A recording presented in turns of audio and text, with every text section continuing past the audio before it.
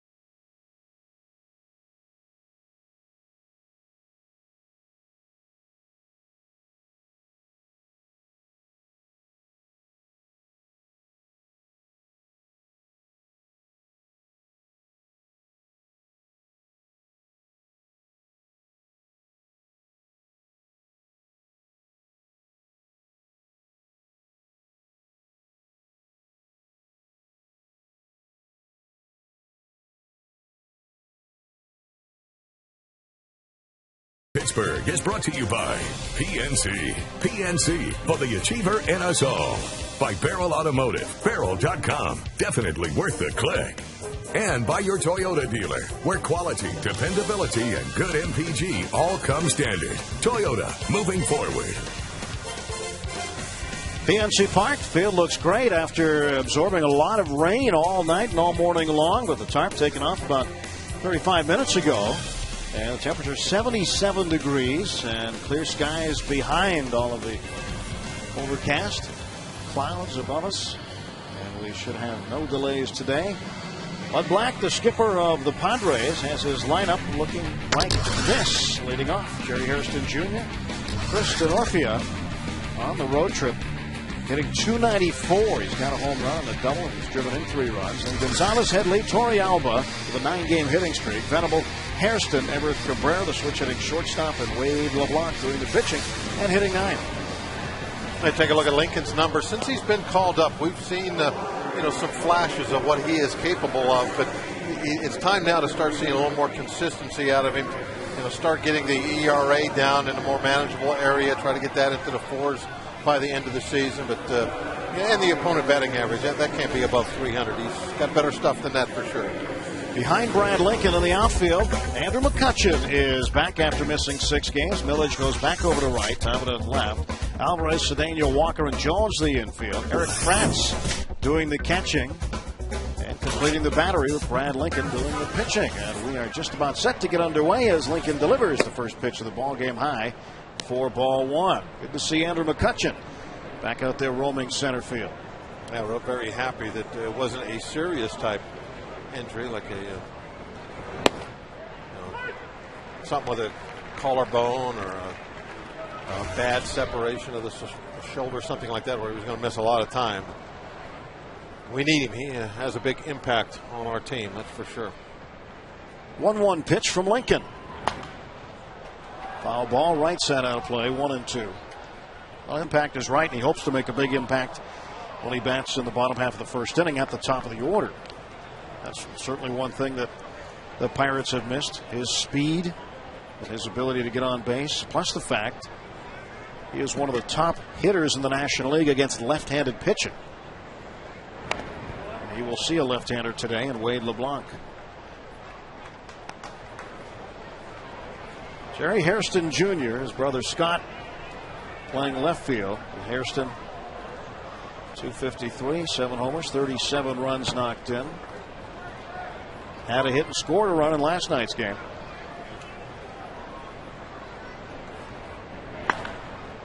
Foul ball. Nice play by the ball girl. Good fundamentals. Well, they do a nice job down there. I'll tell you, game in, game out. They rotate around, different ones, different nights, but they all seem to be able to catch anything hit their way. They field their position well. They all have softball experience, either at the high school or college level.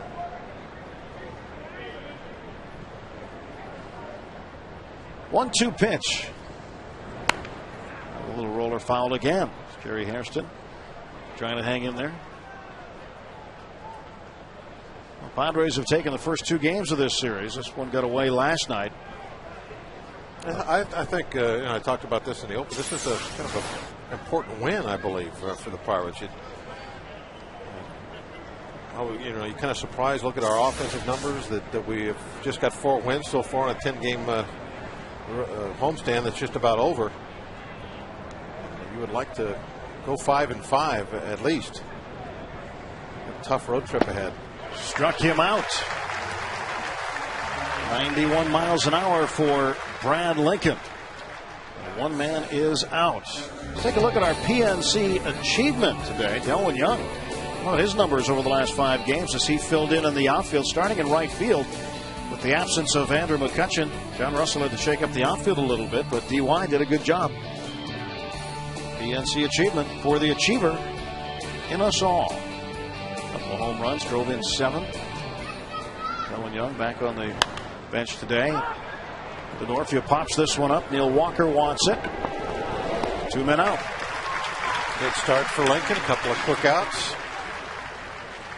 A lot of you're doing when you first get to the big leagues is you're trying to build your confidence and really believe that you can do the job at this level. Now, everybody, says the right things, but in the back of their mind, in a private time when they're just talking to themselves, there's always that little doubt. And the longer you're up here and the more success you have, that doubt starts to drift away. And that's very important for young players to come up here and have success as soon as possible, so that doubt is no longer part of the equation.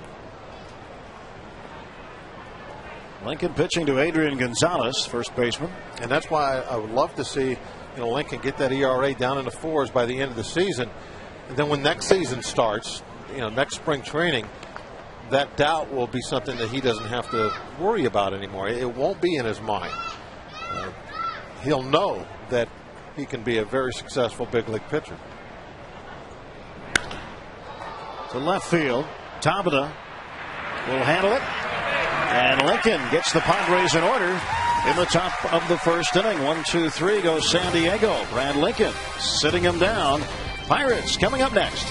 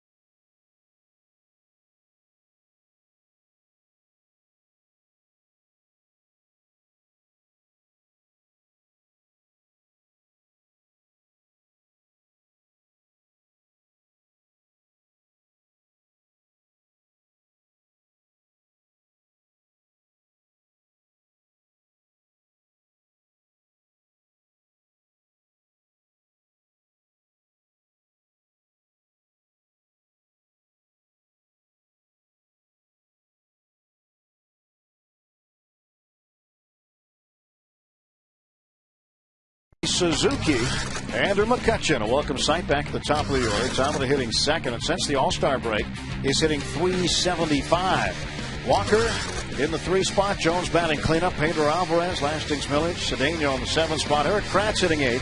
And Brad Lincoln, pretty good hitting pitcher, batting 9th. LeBlanc's numbers, everything looks good except for that record, 4-8.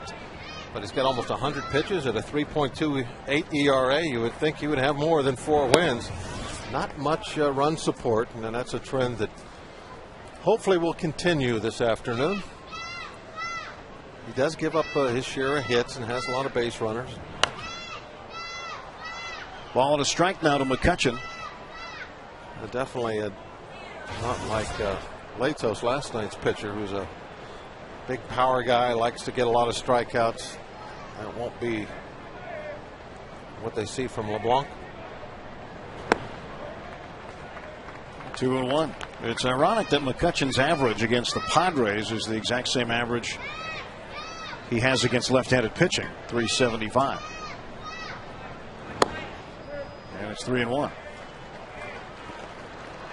Wade LeBlanc out of the University of Alabama was the SEC Freshman of the Year in 2004 and has a single season record for innings pitched and strikeouts. Pitching for the Crimson Tide. 3-2 for Andrew McCutchen.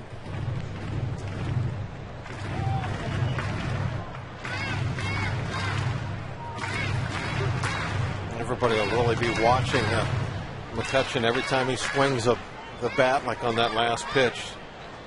Be looking at him to see how does he react. Did he feel any kind of a twinge, any kind of a pain? Lifts this one into center field, and it drops in for a base hit. McCutchen, a leadoff single. And welcome back, Andrew. It looked like he really had a cut down swing there.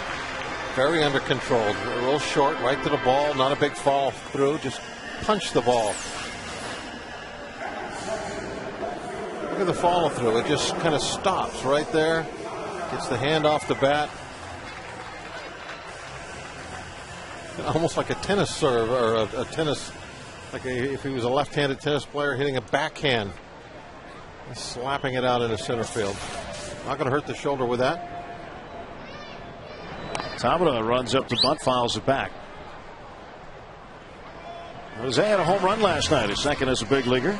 Hit it a long way, 407 feet up into deep right center field. So he went the opposite way and just tucked it into the far corner. It wasn't a real high blast either. It didn't take long to get out of here. Line drive. He hit it very hard. 0-1 to Jose. And they moved to first.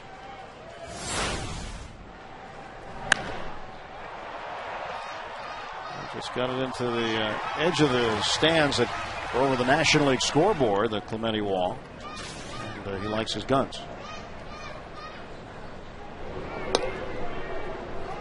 McCutcheon with 21 stolen bases in 27 attempts. Last night, Pirates 0 for 9 with runners in scoring position and left too many guys out there trying to find a way to get them around today. 1-1 now to Tabata. At one point, I don't know, did we finish up with 8 hits? Doesn't matter. We had 8 hits at one point, and 2 of them were home runs, and we only had 2 runs, and that means you weren't making use of all your opportunities. That was the problem. 1-1 pitch. And this one in left field. That's a base hit. Back-to-back singles to start the bottom half of the first for the Pirates. Jose Tabata continues with a hot bat. He was able to slap this ball on the ground, but put it right in the hole.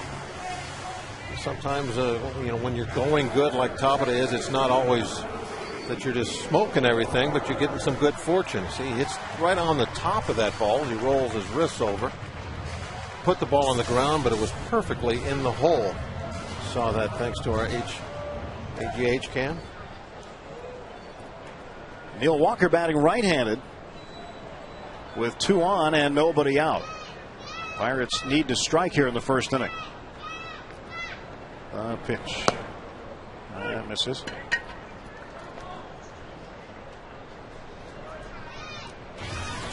And if Tabata wasn't going good, that'd be right. 2 hopper to shortstop would have been a double play ball. But sometimes the difference between a real hot player and not, you get in those little grooves where everything you hit seems to find a hole. The same thing about pitching. Yorvit Torrealba will retire Neil Walker. Neil's been in a bit of a funk. He's been making contact more often than not. He did strike out twice last night, took an 0 for 4, and starts the day 0 for 1. Not a good at bat for Neil. No, even if you make it out there, you want it to be something that would move the runners forward. Foul pop, not going to do that. Garrett Jones, 2 out of 8 in the series. Those hits came in last night's game. He was 2 for 4. Had 2 base hits and between bookended strikeouts. McCutcheon off of second base. Tabata at first. One man is out. Pitch high. Torrealba throws back. And Tabata's safe. Yorvit Torrealba throwing around the left-handed hitter. Kind of screened him from Tabata a little bit. That was an excellent throw. He puts this right on the bag. Easy tag for Gonzalez. And made it a pretty close play. Great throw by Torrealba.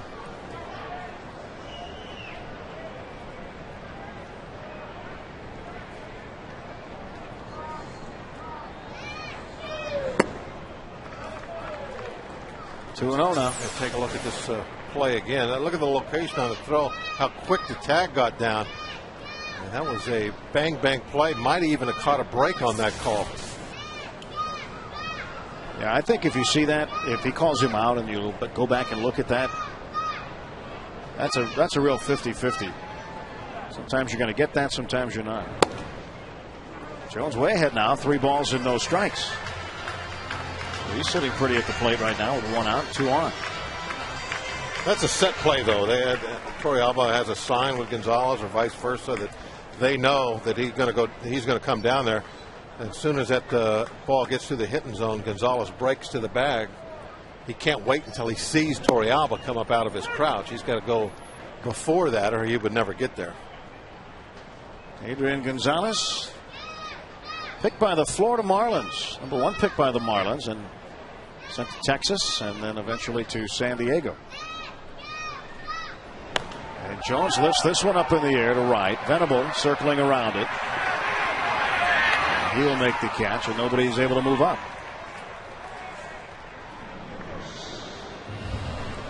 After the first 2 guys on with a ton of speed, and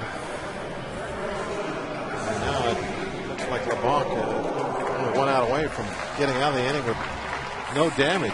Thought we were set up pretty well with nobody out. We're probably our 2 fastest guys on the team on base. Pedro Alvarez, a candidate for National League Player of the Week. Coming into this one today, he's got 4 home runs this week. 7 out of 21. That's a .333 average. Scored 7 times. And has driven in 8. So he'll be a candidate when they start voting on that in the next day or so.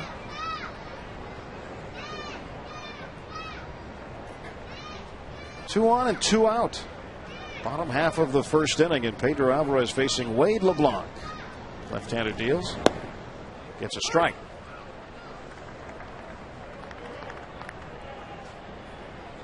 Pedro, familiar with LeBlanc from their days in the SEC, playing college baseball. Alvarez at Vanderbilt and LeBlanc at Alabama.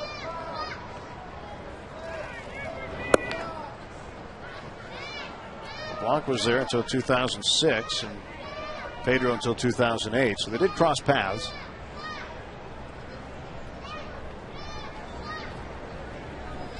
One to Alvarez.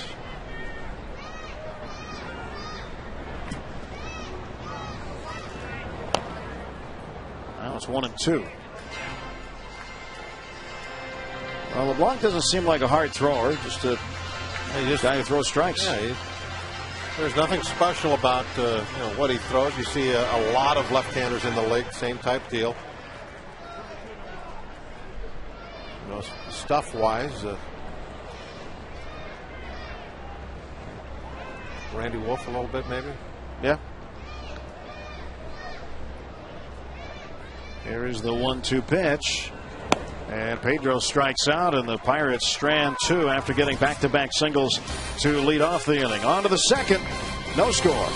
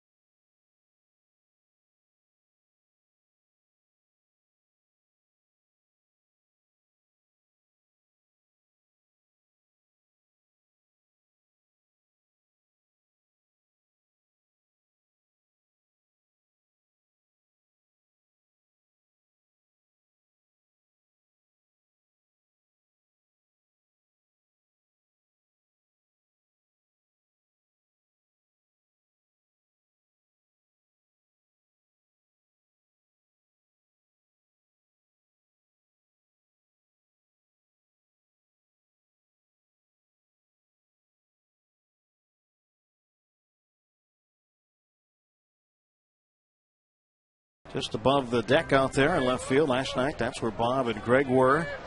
as they were just toiling hard, paying attention to the game every second. Headley hits this one up in the air, shallow left field. Cedeno called off by Tabata. 1 pitch and 1 away. That would have been right out in our way. Yeah, I mean, it was such focus and determination. It was a little sunny out there in the first couple of innings, and of course we got hungry, and that chocolate cake sitting over there, that didn't have a chance. Yeah, hope they had a napkin. White shirt, you didn't even get any chocolate. Not a spot. How about that? Amazing. Made some new friends. Hey, it was packed out there. Everybody was yelling and screaming all night long. It really was a great time. And here we are back in the perch, regular perch, crow's nest, on top of the main sail. There's no cake. There's there's always there's something. no there's more food up here at times than there is anywhere else in the building. We don't want to tell them that. I noticed you left your eye glare strips at home today. No, we don't need them up here. I'm not looking into the sun, but I'll tell you, that was the first thing I noticed sitting out there is on a night game. You know, when a first maybe inning and a half, that center fielder is out there in the sun. Wow, they cannot see. A little different perspective. Yeah. Not a worry today, however, with the overcast sky. The AGH cam, Eric Kratz taking one off the mask. 0-2 to Yorvin Torrealba. That's going to take a lot more than that to hurt Eric Kratz. A big boy back there. He is. He's a huge catcher.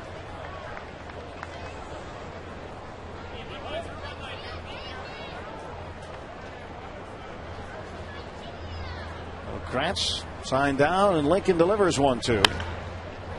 That is a fair ball, and Torrealba is going to have an extra base. Yorvin Torrealba has extended his hitting streak now to 10 games. See how close Pedro got to that ball. Like maybe he went off the tip of his glove, perhaps. Yeah, he hit the tip of his glove. I think he was kind of fooled by the hop as he started to kind of peel back instead of continue going toward the stands. And he needed about another 2 inches toward the stands, and I think he would have got that one in the web. Right fielder Will Venable takes ball 1. Well, that's something we've seen Pedro struggle a little bit with lately, are those backhanded plays near the line. It's not that easy to judge it off the bat all the time when it's being smoked down there at you. But he's made a lot of those plays already, but sometimes he's had a little bit of trouble. It's part of the continuing development. Pirates first round draft choice 2008. Lincoln's 1-1. 2-1. Brad, 25 years of age. Pearland, Texas is home now in the Houston area. Went to the University of Houston. And while in college, got to play games not only on campus, but at the Astrodome and at Minute Maid Park. Just trying to tickle that outside corner. Went out there a little too far. Interesting on what he'll decide to do here with hitter's count. How good of a pitch will he throw? He's going to go with a curveball. No. Fastball got the swing. I forgot there was a man on second. I just turned and looked at the screen just in time to see that too. Didn't see the one before that. Yeah, just threw that fastball by him. 3-1 on a hitter's count. Popped it pretty good. You can see the signs, and those will change with a runner on second. Strike 3 called. Got him with a breaking ball. Dropped that one in there on him. 3-2.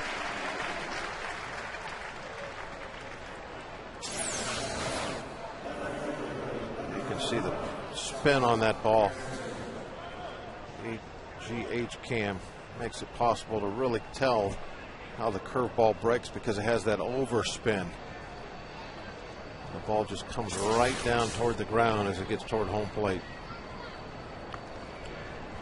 And now Lincoln will face Scott Hairston. You could actually watch that all the way out of the hand. You could count the rotations, how many times it spins before it gets to the plate. That's a pretty neat thing to do.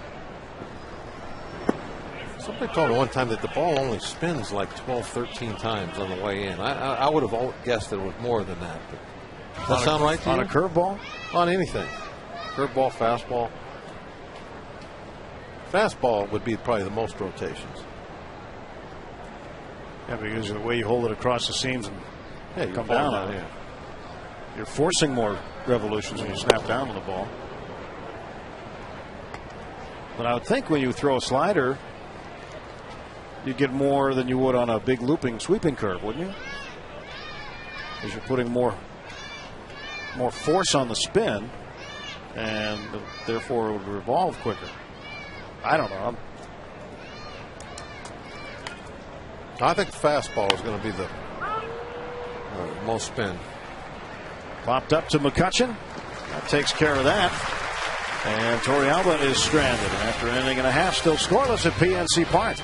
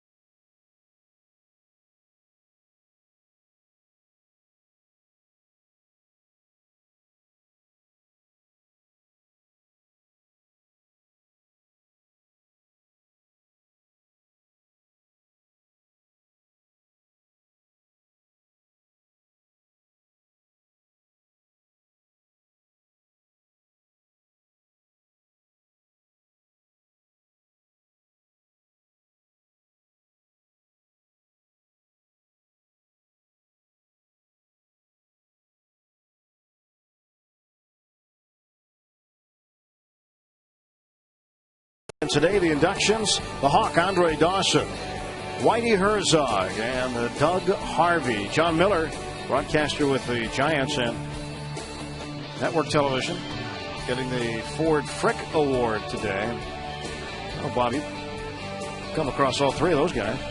Yeah, Doug Harvey was behind the plate my first major league game. Andre Dawson was a very tough out for many, many years. Whitey Herzog, longtime manager of the Cardinals, was the manager of the All-Stars, National League All-Stars at the one time I got to go. And Dawson was on that All-Star team also, and I spent some time in the laundry room hiding out. And is that something he did a lot? No, he was back there. Well, there was a lot going on, and it was a little kind of intimidating to me. All the superstars were out there doing all their interviews and stuff. And I thought, I'm going to take a little walk here in the back in Cincinnati. And I walked back into the laundry room, and there was Dawson sitting on the washing machine.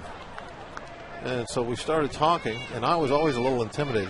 The way he'd stand up there, hang right over the plate, he'd give you that glare, all those muscles bursting out all over the place. I mean, he was an intimidating guy to pitch to. And I started talking to him a little bit. I wasn't even sure if he would talk to me. And I all of a sudden I realized after we talked for 15 minutes and left that he's the nicest teddy bear of a man I ever met. Nice guy, great. It was so enjoyable to sit there and talk to him. But what had happened, he lost his edge against me. Now, when he stepped in there and looked out and gave me that glare, I almost wanted to laugh because I know there's a big teddy bear sitting up there. He's not the big mean hawk. He's just a nice guy. And it really does, I think, hammer home the fact that the less you let the opposition know about who you are and what you are, the better off you are. There's the changeup, I believe. You see the ball spinning sideways, falling away. Wow, last 2 inches of the bat. AGH cam showing the contact point was right on the very end as that changeup was falling away. Milledge the leadoff single, nobody out, and here is Cedeno. And LeBlanc deals. Cedeno takes ball 1. I guess Dawson must have lost his edge against you because he only hit .218 against you. 12 out of 55. Really? I guess he did. But he did hit 2 home runs, and they were real long ones. They were probably early in his career when he was intimidating me. You held him to 5 runs batted in, though. It was pretty good. It's a Hall of Famer, Bob, we're talking about. I could get those guys out. The everyday player wore me out. Andre Dawson going on the Hall today. And you mentioned Doug Harvey. He was behind the plate in your first big league game. What do you remember about taking the hill and picking up the ball and looking down, seeing the catcher and Doug Harvey behind him? Well, Doug Harvey's nickname was God. Cedeno slams one deep to left field, way back and gone. Oh, run, Ronnie Cedeno. 2-0 Pirates. Well out of here. Back underneath the rotunda.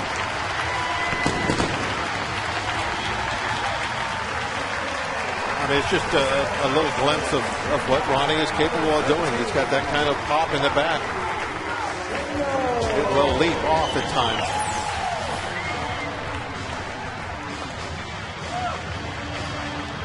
The ball goes from the AGH camera to the AGH rotunda.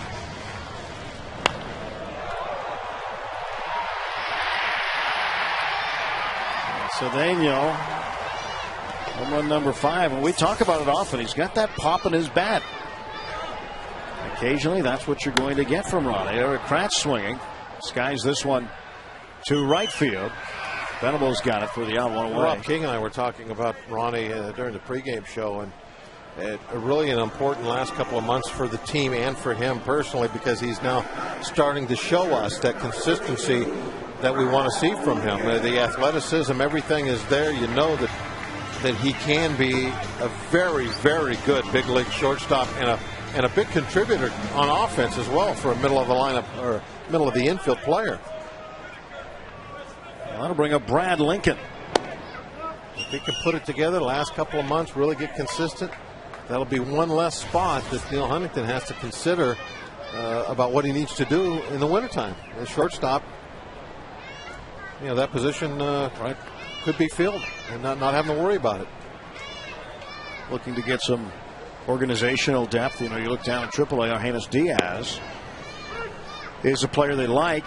He is a good defensive shortstop, not necessarily going to win you a batting title, but he is one guy who has come up once this year for a brief period of time. 2-1 to Lincoln. He fouls it back. Bucks on the board. Safe Auto Insurance reminds you you're safe at home with Safe Auto, proudly supporting the Obadiah Cole Foundation for prostate cancer screening and awareness. Early detection is the cure. 2-2 pitch. And Lincoln lifts this one down the left field line. And that'll be a tough play for anybody. It falls in foul. Back to your question about Doug Harvey, his nickname with the veterans was God, and basically his word was law. He didn't, take any guff from anybody, and extremely well respected umpire. And going to the mound that first time, I knew that. Not that at that point I really worried about who was behind the plate. There was a lot of other things for me to think about, but he was the law. Jim Reynolds behind the plate today. Scott Barry at first, Bill Welke at second, Mike DeMuro back at third. And Brad Lincoln fighting off Wade LeBlanc. Doug Harvey, I believe, wore number 24 on his sleeve. Well, what do you, here's a question. I don't know if you know the answer to this or not, but what do Doug Harvey and Padres manager Bud Black, along with Padres reserve outfielder Tony Gwynn, have in common? Reserve outfielder Tony Gwynn. Bud Black. It's the 3-2 to Lincoln. Fouls it back. I don't have any idea. They all went to the same school. Oh. They went to San Diego State. And Doug Harvey has his number retired. Number 24? Yeah, they play at Tony Gwynn Stadium, named after the Tony Sr. Good at bat for Lincoln so far. He'd like to put it in play and be I think aboard. The queen of the Gypsies went to San Diego State. That's what I hear. That's what I hear. Queen Susie. 3-2, and Lincoln drives one to right on a base hit. There you go, Brad Lincoln.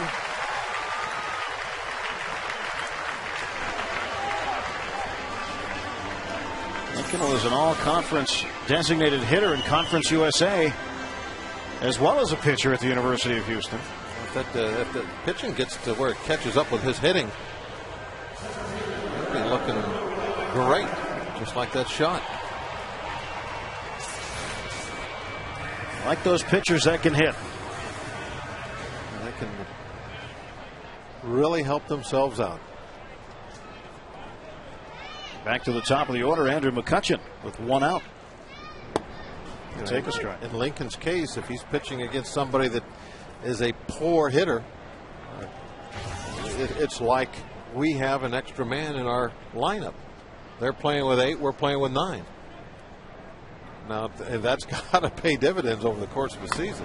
Oh, no doubt. That's why pitchers, some of them just take their offense for granted. They might work a little bit on the butting, but even that, I've seen them try to get out of that. And they could really, a lot of them care less about the hitting part of it. But you really should think twice if that's your attitude. Zach Duke. He doesn't. Likes to knock it around a little. He doesn't take anything for granted. Zach's always trying to help himself out with the bat. Zach will start on Tuesday when the Pirates open a series in Colorado against the Rockies. Zach's been our best hitting pitcher for a while now, but he definitely has a challenge with Lincoln. Ball and 2 strikes to Andrew McCutchen. Lincoln at first. 1-2 foul back. Well, might make for a nice friendly competition down the line in September. I asked Zach about that, and he said, well, he goes, this is what's going to happen. He says, right now, everybody's throwing in cookies because they know that, he's a young pitcher up here. But it won't take long, and the part of the scouting report will be, hey, this guy, the pitcher, he can hit. And then he'll start getting pitched a little differently than he is right now. And so Zach says, then we'll see what goes on. Jerry Hairston Jr. retires Andrew McCutchen. And there are 2 men down. There's a foul ball, the previous pitch. Watch the catch. Oh, what a grab. Did it go into? Yeah, he takes all the credit. That was a nice play. Lost the popcorn, though. Yeah, but that's worth it. Get a great story out of that. Yep, that'll be a story for a long time. Tamada down the left field line, and that ball is going to hook foul. That's the thing when you come to the ballpark. Yeah, you get a baseball, but it's one of those things you remember for a lifetime. So few people catch a foul ball at a game in their lifetime. And you go to 100 games and never catch one. And when you do get the opportunity, it's certainly a moment to remember as a sports fan. To center field, fairly deep, but drifting underneath it. Denorfia, he'll make the catch, and that'll do it. But the Pirates get on the board. Millage, a leadoff single, followed up by this. Ronnie Cedeno blast into the left field stands. Home run number 5 for Rockin' Ronnie.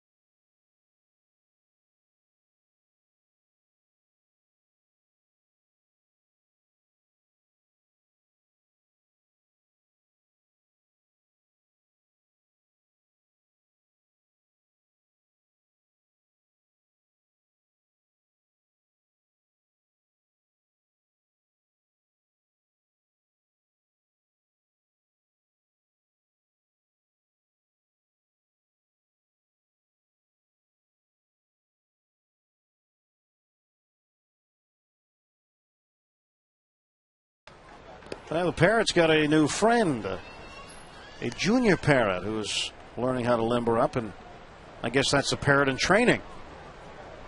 Here we are on a Kids Day Sunday, and has it down with McCutcheon. Now you try it. It's easier than it looks, apparently. Well, for the Kids Day today, you talk about the young, and even with the not so young. How about Zoe Wayman of Cranberry Township? She's 91 today, and for her birthday, she asked to come to the Pirates game today. So happy birthday, Zoe. Nana is 91 today. That is a great birthday present on Kids Day. Family said, hey, what do you want to do on your birthday? She said, I want to go see the Bucks. And they've got a 2-0 lead for her today. We start the top half of the third inning. Everett Cabrera, the switch hitting shortstop, takes ball one from Brad Lincoln.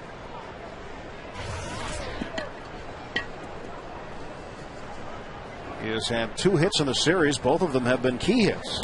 Each one of them has produced a run. Ball and 1 strike. Well, the sky's really clearing up around the stadium. Sun shines out. Yeah, I think it's going to end up being a beautiful, beautiful Sunday in Pittsburgh. Cabrera lost the bat. It's supposed to be good weather for tomorrow, too, isn't it? For the Pirates Charity Golf Tournament. Absolutely. It's going to be great. We'll be out at Fox Chapel tomorrow. Hope we won't see anybody throw any clubs. Well, at least intentionally throwing them. Maybe unintentionally. Occasionally they will leave the hands. But golf's a game that can make you want to throw your clubs. Ooh, that one handle split. Split right up. Must have hit right on the corner of the seat or something. Just the splinter is big enough for him to use. 2 for 1. It's Kids Day. 1-2 pitch, and that one low to Cabrera. Everett Cabrera has hit in 7 of his last 9 games, 8 out of 26 over that period of time. He had started 107 straight games for the Padres until the 17th of April. Didn't play that day against Arizona, and then the next day against the Diamondbacks, he was ejected. There's a line shot right at Garrett Jones for out number 1. One down in the top half of the third. Cabrera lining out sharply to Garrett Jones. Garrett makes a quick move toward the line to make this catch. Got it on his backhand. Wade LeBlanc is now the hitter, and he takes a strike. He hits 250. That's not bad. 7 for 28. Yeah, see there, Dad got the tape. I guess it pays to bring a roll of tape to the ballpark. Yeah, you never know when tape might come in handy. You know, and the day you don't bring it is the day that you get the splintered bat sent up there. So you might want to think about packing some extra tape. 1-1. Now it's 1-2 to LeBlanc.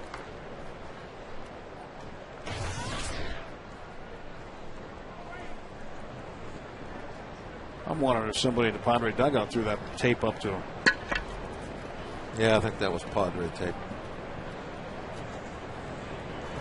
Yeah, it was about 3 hours behind, so it must have been from San Diego.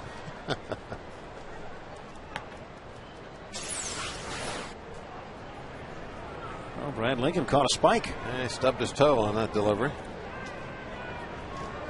No harm, no foul. Just ended up being a ball. As he swings his left foot forward, before it comes down, he gets it real close to the ground and just kind of moves it right along about 1 inch off the dirt. Maybe he's got new spikes on. They're a little longer than he's used to. He definitely caught one. Well, those looks like some high-tech spikes. Fancy ones. Now the count full to the opposition pitcher, Wade LeBlanc.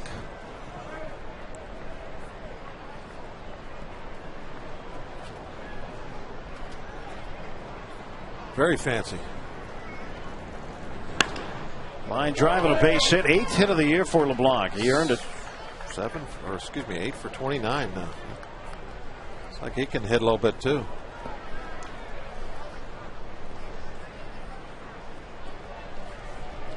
One out single for Wade LeBlanc.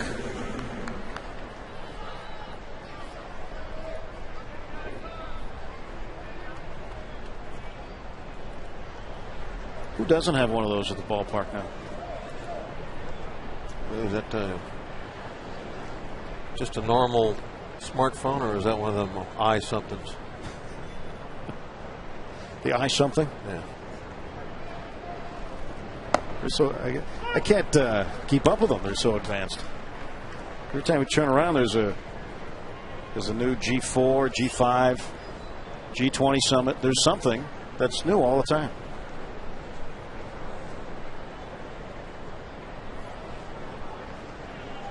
Nothing in one to Jerry Hairston Jr., the second baseman. He struck out swinging in the first. Blocked the runner at first. A very short lead, and a strike is called. 0-2.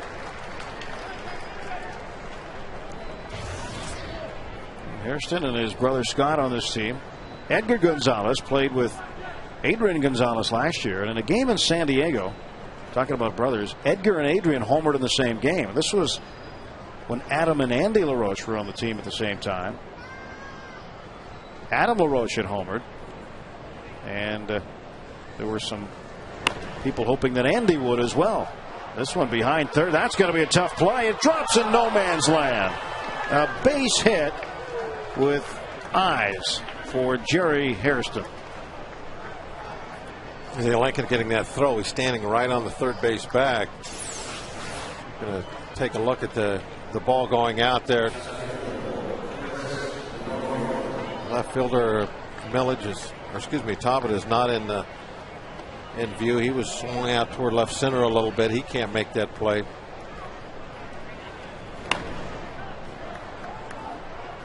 Talbot has got a long run. He's out of the play. It's the only way that ball could have been caught would have been Cedeno. But I was about to say, Lincoln, when you're on the mound, always try to get moving somewhere. So you'll always go the right spot most of the time. And he didn't just stand there and watch. He ran over to third. And that was an important play for him to get over there. As LeBlanc could have easily just kept on trucking into third base. Once it was pretty obvious that ball was going to bounce, because there would have been nobody standing there. Right. But instead, he's at second. First and second, one out. 1 ball, no strikes to Chris Denorfia, the center fielder. And Lincoln trying to pitch out of trouble. He got Everett Cabrera to pull one down to first base to Garrett Jones for out number 1. Then Wade LeBlanc worked a full count and slapped one to left field for a single. Nick Krass wants a little 20-second timeout here just to kind of break a little bit of momentum that they got going. Lincoln. Here's what I'm talking about. The ball is hit, and don't just stand there and watch. Get moving somewhere, and he does. Gets over to third base, stands there, just that's really all you have to do. You're not making any play or anything. Just move that direction. You got to stop that runner. But you will see, even sometimes a veteran pitcher, although it's more the young guys will do it, they'll get into that, they're almost like a fan, like a spectator. They're watching to see if the play will be made instead of moving their feet and getting to wherever they need to be going to help out. Lincoln, he was on the move and got over to third and made sure that if the ball did fall in, everybody was just going to go 90 feet. Got a nice call on that 3-0 pitch. Yeah, right on the inside corner. 89 miles an hour on the fastball. We've seen some variation in the speeds of the pitches over the last couple of outings for Lincoln. Line drive, Talbot not going to get it, and San Diego's going to get on the board with 2 here. Denorfia stopping at second base and scoring to tie the ball game is LeBlanc and Jerry Hairston Jr. That was a great job of base running by Hairston. He knew that ball wasn't going to be caught, and he got right on LeBlanc's backside. A little bit of a bad angle by Tabata, but I don't think he was going to catch it anyway. That ball really had good backspin on it and carried well over his head. And I think that's what Hairston saw right away. Watch how quickly he comes in the picture. There he is. He is right on LeBlanc. From his angle, moving from first to second, he saw that there was no chance the ball was going to be caught. He was going hard all the way. And there's that backspin. He just catches the bottom part of the baseball on that line drive, puts the good backspin on the ball, and that gives it carry. We're going to have a lot of fun the rest of the year here at home with that AGH camera. Yeah, looking forward to it, seeing all the different kinds of pictures. When we see the pictures and the different kinds of pitches, it's very interesting. I think it's just so much more in depth than just your regular type of replays, which are also very important, but get an opportunity to see something that the naked eye just can't see. Throw down to second base, and DeNorfia's back.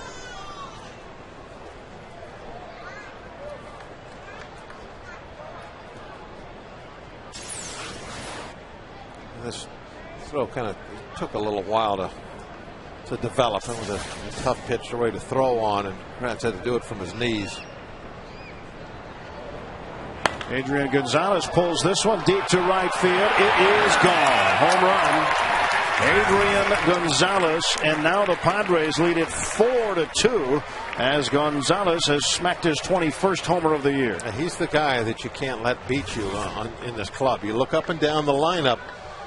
There really isn't a big RBI man or a big home run man anywhere in the Padre lineup other than Adrian Gonzalez.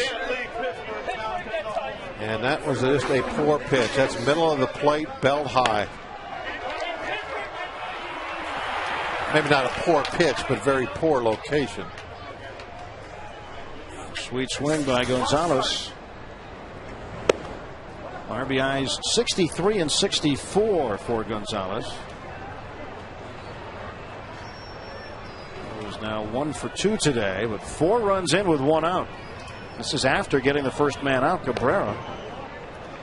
Single by LeBlanc, single by Hairston, double by DeNorfia, home run by Gonzalez. 4 straight hits by San Diego. During that pregame show, I mentioned it before, Rob King and I had a very good conversation about a number of things. Lincoln, one of them. Rob made a great point about, there's 2 kinds of control. There's a control where you're not walking people, and there's control where you're staying out of the middle of the strike zone. And that staying out of the middle of the strike zone is the kind of control that Lincoln needs to show more of on a consistent basis. 8th home run he's given up. This just his 9th start. Cleanup hitter Chase Headley 0 for 1, flying to left in the second inning. Ropes it down the right field line, foul. Hit that little garage door down there, made a big sound. I imagine that put a little dent in that garage door.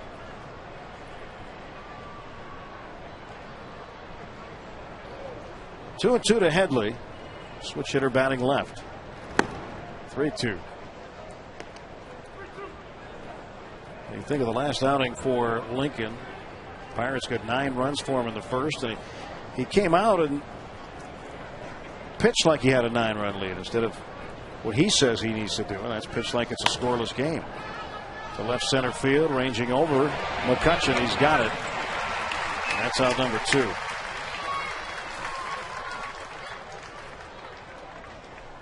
Two men out, top half of the third. You can follow the Pirates on your iPhone, your iPod Touch, your BlackBerry, and your Android phone with MLB.com at Bat 2010, featuring play-by-play, video highlights, and live audio broadcasts. Visit Pirates.com today on your iPhone, iPod Touch, Android, or BlackBerry for more details. I hope you can see the phone.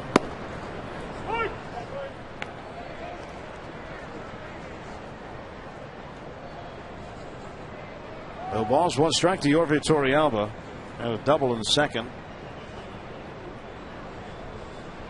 And he takes that one.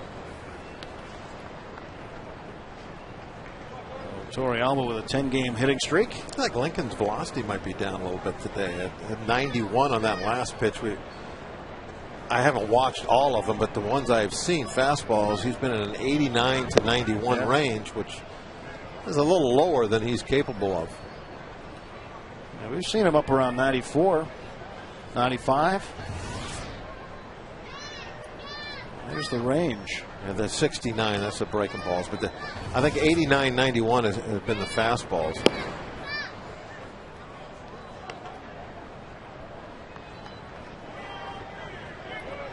Torrealba. 69 would be a slow curveball.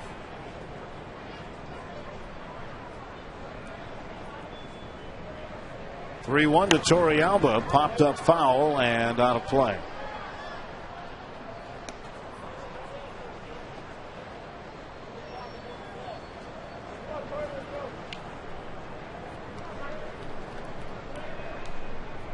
Adrian Gonzalez, a 2-run home run. There's always trade talk, and I don't think there's any this year, really, compared to the last couple of years. Trade talk regarding Gonzalez. He's a high-priced guy. I think they're going to be a buyer this year. They're in first place. I can't imagine them doing anything but adding a player or a pitcher or something like that, although they seem to be doing all right just with the team they have. Best record in the National League at 57-39. There is ball 4, and Torrealba draws a 2-out walk. Third inning, not a good inning for Brad Lincoln and the Pirates. 4 runs in. It started all with the pitcher getting a single. When Lincoln got his, we talked about what that can mean for you over the course of a year. If you're better than average hitting pitcher, it's going to score you more runs. Not maybe every particular game, but occasionally it will. And it opened up a 4-run inning here this afternoon for LeBlanc. Right fielder Will Venable takes strike 1, and the runner goes, and nobody's covering second base. Yorvit Torrealba has just swiped his 5th base of the season, and neither Walker nor Cedeno there to accept the throw from Eric Kratz. A delay steal. Yep, that's what you're doing. You're a perfectly executed delay steal. The delay steal is you're trying to catch the infielder sleeping, and that's why you do it with 2 outs. Because with 2 outs, they're not in double play position. With 2 outs, they're playing deep. They're back on the edge of the grass. When the ball hits the catcher's glove, a lot of time the middle infielders will drop their heads and look down. There's no play. Play's over. Ball hits catcher's glove. That's when you take off, right when the ball hits catcher's glove. Venable lines one to center field, and that's the value of the stolen base, as Torrealba will come around to score. But that is really kind of a lost art in baseball, the delayed steal. Guys that do it right and pick the right time to do it, it's almost impossible to throw them out because there's nobody going to be covering the bag. As a runner, you're watching those middle infielders. You see them dropping their heads when that pitch hits the glove, you know that they can be had. So as soon as the pitch hits the glove, that's when you take off. Nobody yells, "There he goes." You're halfway to second before anyone knows what's happening. And now you beat the infielder to the base. Nobody for the catcher to throw it to. But you got to do it on infielders that aren't paying attention, and when it's 2 outs and the infielders are way back. Can't do it with nobody out or with 1 out because they're too close to the bag looking for that double play. It certainly is a weapon. And again, if he doesn't take second base, he's at third right now, and it's still a 4-2 game. Instead, with the stolen base by Torrealba and the subsequent base hit by Venable, it's a 5-2 game, 3-run lead. The delay steal, you don't see it much anymore. It's almost like a suicide squeeze. Just once or twice a year you see somebody try it. Well, that's the second time we've seen a rare feat during the homestand. We saw a 5-out save by John Axford of Milwaukee earlier in the homestand. Yeah, that's another thing that's kind of old school. I played with a guy when I was in Hawaii when I first signed with the Pirates. They sent me to AAA. Daniel Gonzalez, who was a master at the delay steal. I mean, I couldn't believe how often he made it work. Popped up right side for Garrett Jones. Big inning for San Diego as they put 5 runs up on Brad Lincoln and take a 3-run lead.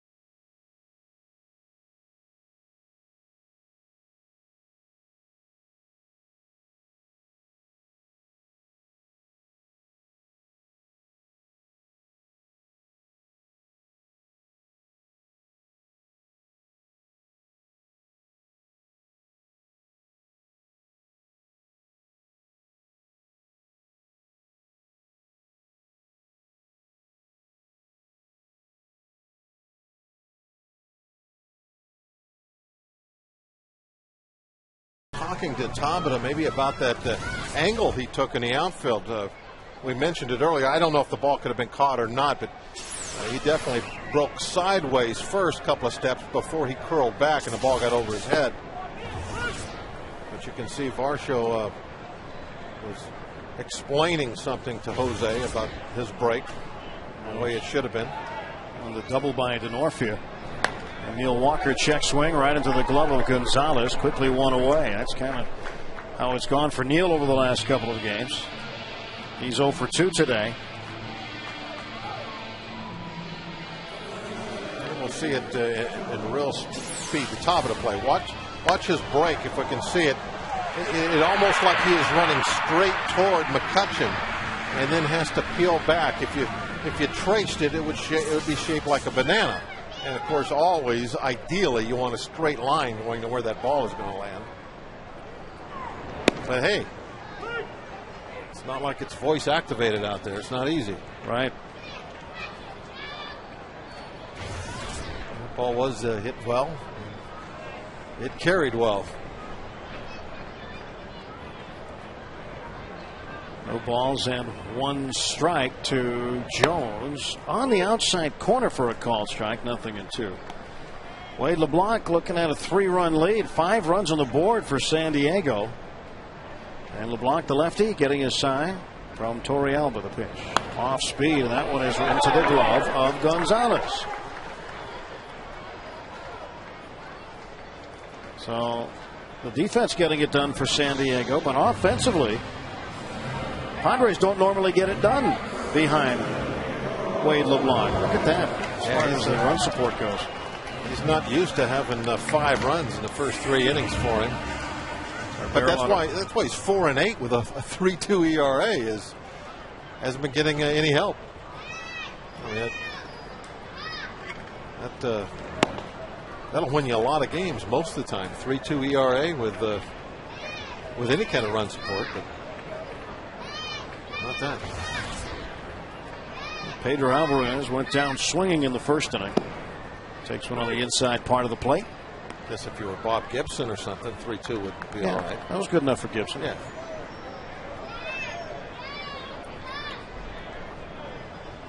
A few guys like that.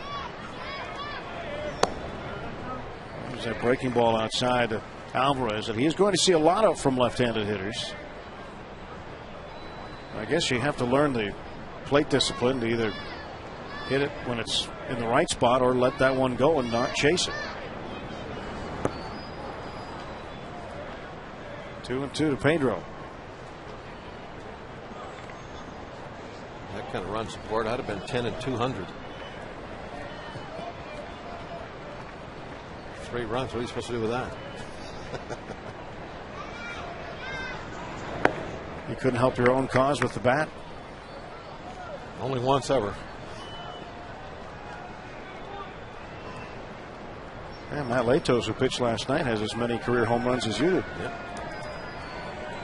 And he's going to get more. I'm not. That's popped up and playable for Torrealba. And Alvarez pops out, and the Pirates gone quietly in the third. 1, 2, 3 they go.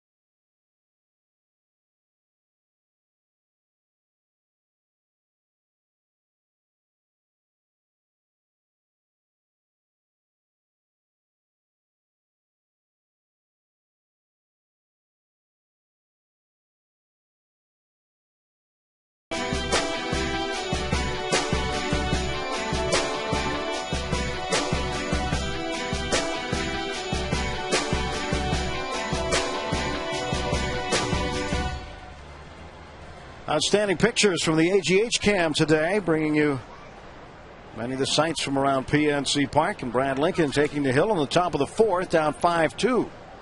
Everett Cabrera, the 8-hitter, pitcher Wade LeBlanc, and on the top of the order, Jerry Hairston Jr. set to face him. And Cabrera looks to bunt, fouls it for strike one. Oh, he was optimistic there. I thought Alvarez had him covered. He was way in, good couple steps in on the grass, and still tried to get it down that side.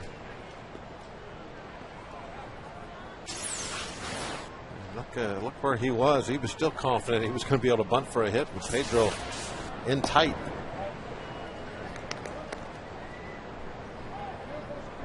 Pedro's still on the dirt at this moment, but he'll be moving in. That's usually what happens, though. Once you get one strike, you kind of move back just a little bit. 2 strikes, move back a bunch.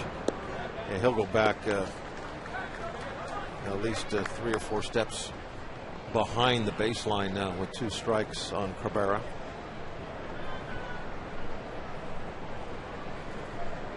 Same thing with Jones at first. He'll move back almost to the edge of the grass. Alvarez throws him out.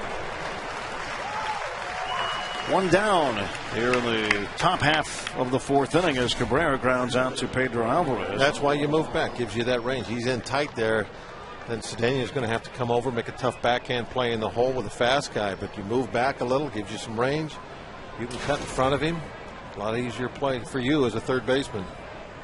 Everybody talks about infielders having range, but positioning has a lot to do with range. Where you're positioned and how you can get to the baseball. There's a strike to Wade LeBlanc, who slapped a single to left his first time up and started that 5-run mess in the 3rd.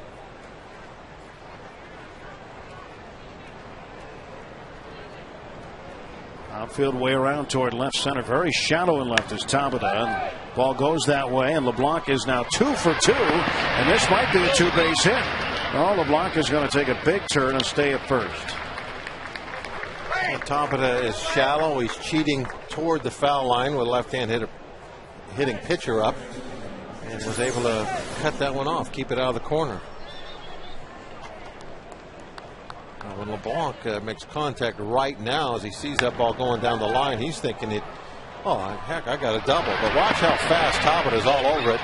Quick throw in a second. LeBlanc, he had to throw on he really a long way around the first base. In fact, I think you can see out there where in the dirt where he put on the brakes, big skid marks. Yeah, he's got the skid marks right there. You can see how far around he came. Ball is popped up and playable for Eric Kratz. That is out number 2. And there's those marks in the dirt where LeBlanc got to before he put on the brakes. As a pan back, you can see how far he went. You can also see the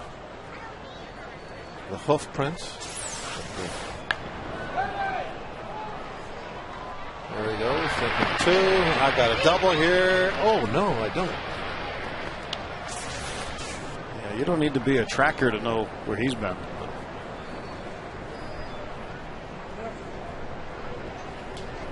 Center fielder Denorfia.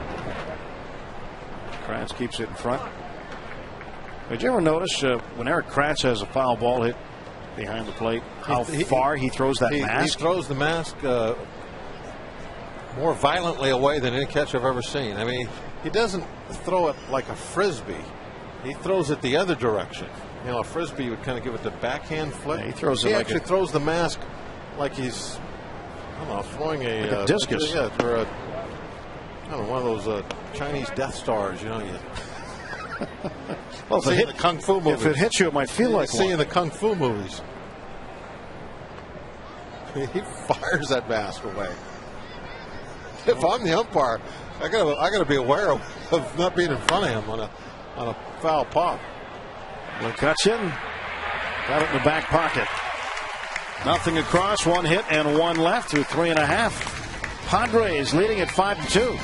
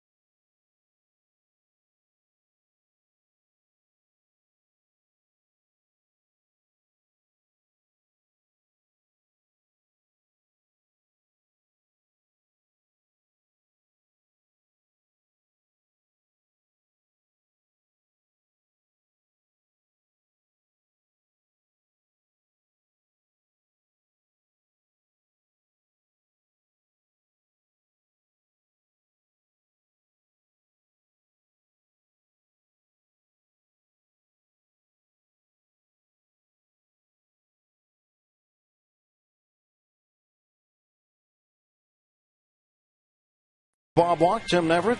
Time for our AT&T Mobility Trivia question. It's Hall of Fame weekend, and can you name the players who are inducted into the Hall of Fame as Padres? Now they have Winfield? A number of players who are in the Hall of Fame who played for the Padres. How many are playing? How many have Padre hats on? Right. Winfield, I think, has a Padre hat on, doesn't he? Or does he have a Yankee hat on? He doesn't have a Yankee hat on. He's got a, okay, I'm going to go with Winfield then. Okay.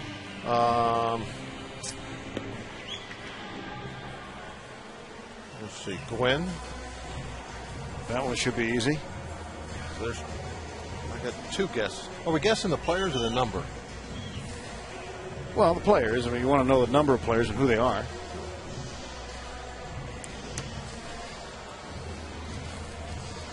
If you guess the players, we have a whole staff down in the truck. The Gypsies are making fun that of my will keep question. track for you. I thought that was a legitimate question. The other day, they wanted to know a number of something. I can't remember what it was. Mustn't have been all that important. Here's Lasting's Millage. As he takes a swing, 0-1. Millage a single and a run scored in the second. That's why they call it trivia, because it's not that important. That's why it's a trivia question.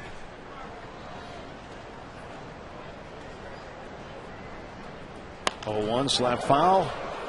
Watch out. And it's 0-2 on Lasting's Millage. Okay, now Gwynn, and I'm. That would be 1. Winfield was my. That would be 2. Okay, 2. Okay, hold on. Any more? Still thinking. Right at Jerry Hairston Jr. for the out. Okay, how about Gaylord Perry? We'll think about that. Let's take a look at our Coors Light Cold Hard Blast. Comes off the bat of Ronnie Cedeno in the second inning. As he knocks it up underneath the rotunda with 2-run shot. Got the Bucks on the board, leading at 2-0 at that point. Now trailing 5-2. That's our Coors Light Cold Hard Blast, brought to you by Coors Light, the world's most refreshing beer.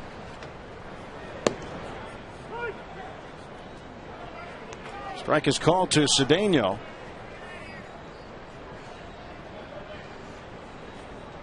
Well, there's some other players aside from Gaylord Perry, who pitched for the Padres or played for the Padres, who are in the Hall of Fame. Got to think about Ozzie Smith, but he's going in as a Cardinal. He went in as a Cardinal, but he was. Oh, there's been some great ones there. You know, Goose Gossage, Steve Garvey. A few of them have gone through there. Don't forget about Willie McCovey. I'm sure he was a giant. Everybody thinks of him as a giant. 1-2. That's high. 2-2 to Cedeno. Ricky Henderson. See, now none of these are even close. There's no way that any of those have been in the Padres. Cedeno to right center. And he splits the gap. Cedeno is going to pull in with a double. That's his 18th, and Ronnie's 2 for 2.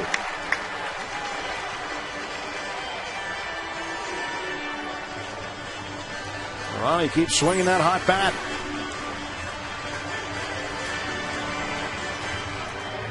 Ronnie, this time he takes a pretty good pitch and turns it into a double. See where that was? Down and away. Drives it into the opposite field gap. Life in his bat. That is what he has. And the ball will jump off it at times. And the more it happens, the better we feel about that shortstop position. Eric Kratz looking for a hit now with 1 out. Good chance to drive in a run, bring the Pirates a run closer to the Padres. And he looks at a breaking ball for a strike. 0-1.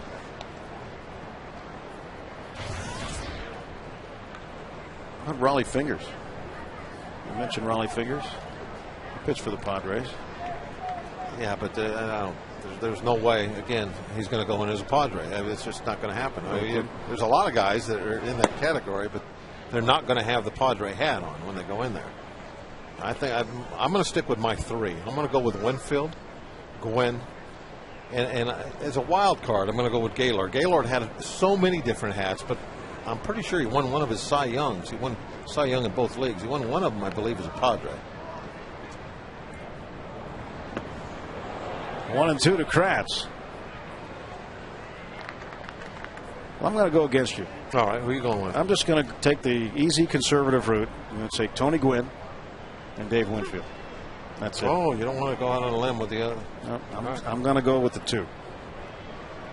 Because I think that's a pair that'll beat a straight. Okay.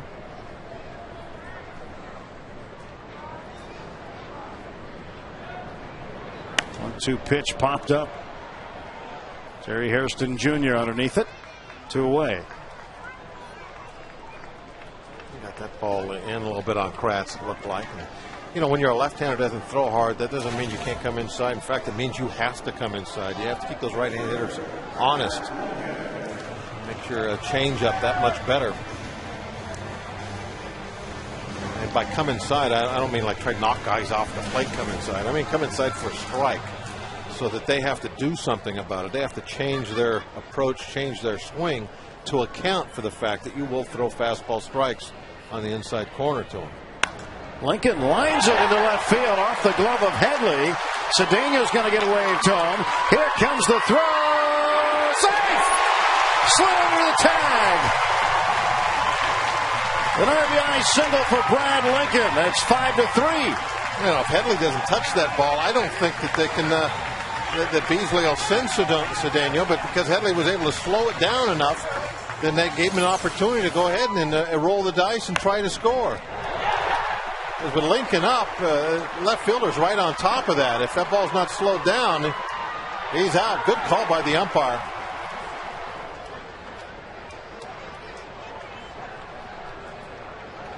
Lincoln strokes that ball into left. Here comes the throw in. Now, watch Cedeno's feet right there. Boy, that was close. But I think his foot got to the plate just a little bit before the tag, which was real high. The tag is up on the upper body. It's not down low. If you're going to tag him that high, you better have the roadblock out. Torrealba did not have the plate blocked well enough. Cedeno comes in hard and just blows that foot right out of the way. Nice job finishing up by Cedeno at the plate. Well, the pitchers are really having an effect in this game with the bats as much as anything else. Both pitchers are 2 for 2, and Lincoln has a run batted in. Here's McCutcheon. He represents the tying run now. 7 hits apiece. And a 5-3 Padre lead in the bottom of the 4th.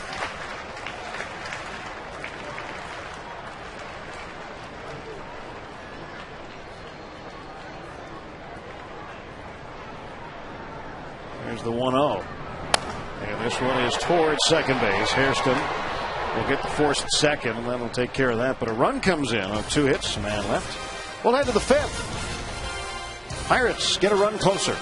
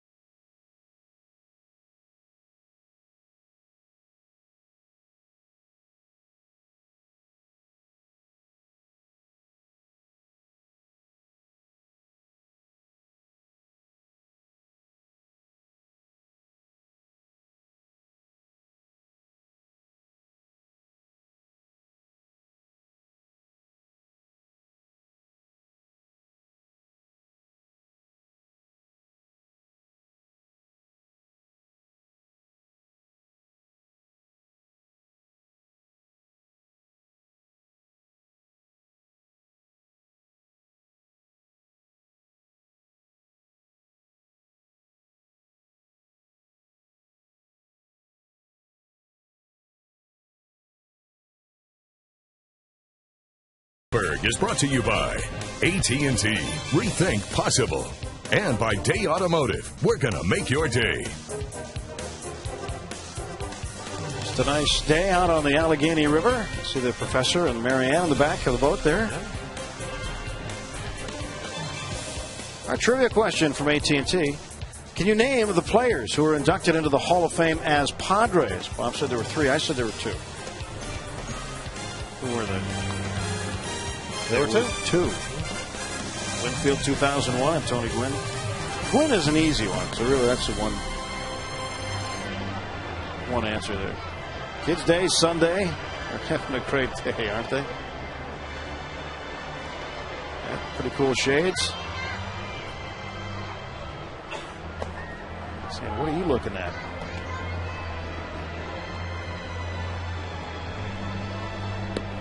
Just young fans enjoying the Buccos here today on a very nice Sunday afternoon in late July. I had a nice giveaway today. I mean, every Sunday it's really focused on the children here in summertime. Family fun zone before the game out on Federal Street. Kids have a blast, and after the game they get to run the bases here as well.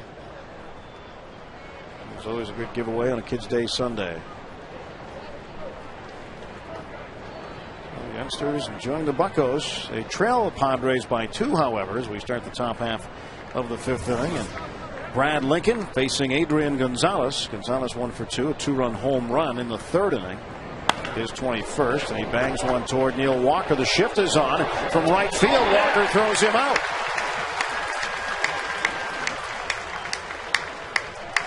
That's why they play him that way. Very nice. Kind of puts a lot of pressure on Jonesy. Get to that bag and get turned around kind of quick. That throw coming in from behind him. Got there though in plenty of time. Garrett in a hurry. Trying to find the base. Chase Headley, switch hitting third baseman, now up. Wants to make sure that Neil takes his time with that throw too. He will wait till I'm there and get turned around so I can see it. It's that same feeling a pitcher has when he's covering first, when he knows there's going to be a double play. And you're looking over there, you want to get to that bag and stop, but you don't want to look up just in time to catch that ball right between the eyes. From the shortstop right in your nose either. That's always in the back of your mind as you're running over there. Hope the shortstop waits just a moment till I get there. Nice pitch. Kratz set up on the outside corner, held the target. Lincoln hit it, and Headley goes down on strikes. Beautiful. That is the perfect control. A little fastball, just a very edge. You can see where the plate is. You see the edge of it. Draw a line up. That's where the baseball was. 2 men out quickly in the Padre half of the 5th. Torrealba, the catcher. Didn't get the tag all the way down on Ronnie Cedeno. Cedeno got underneath it. Cedeno has scored 2 of the 3 Pirate runs this afternoon. Here's the pitch. And Torrealba fouls it back. 0-2.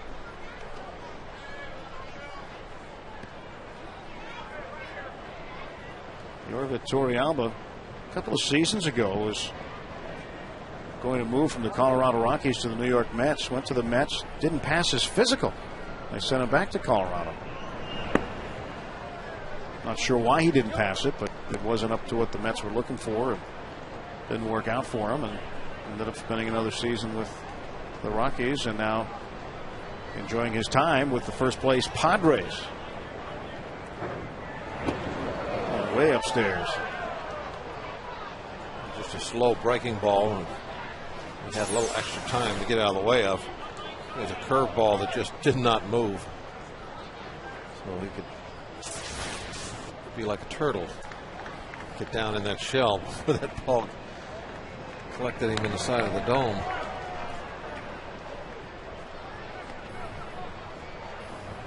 Two and two to Yorvit Torrealba. The Padres have done something that nobody's done in the National League. They've got the winningest road record in the National League at 27-20. One of only 3 teams to have a road record above 500. The other 2, Cincinnati and San Francisco. And San Francisco starts the day 3 games behind San Diego. You look at the National League West Division standings, still pretty tight.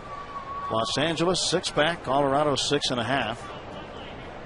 Arizona has not only lost a lot of games, but lost their manager they started the season with, A.J. Hinch. He has been replaced. But that Western Division looked like when the season started it would be the most interesting to watch. It's going to be the closest. I still believe that it will be. It possibly could, really come down to multiple teams right there at the end. You could see 3, maybe even 4 teams in the running to the end of the season there.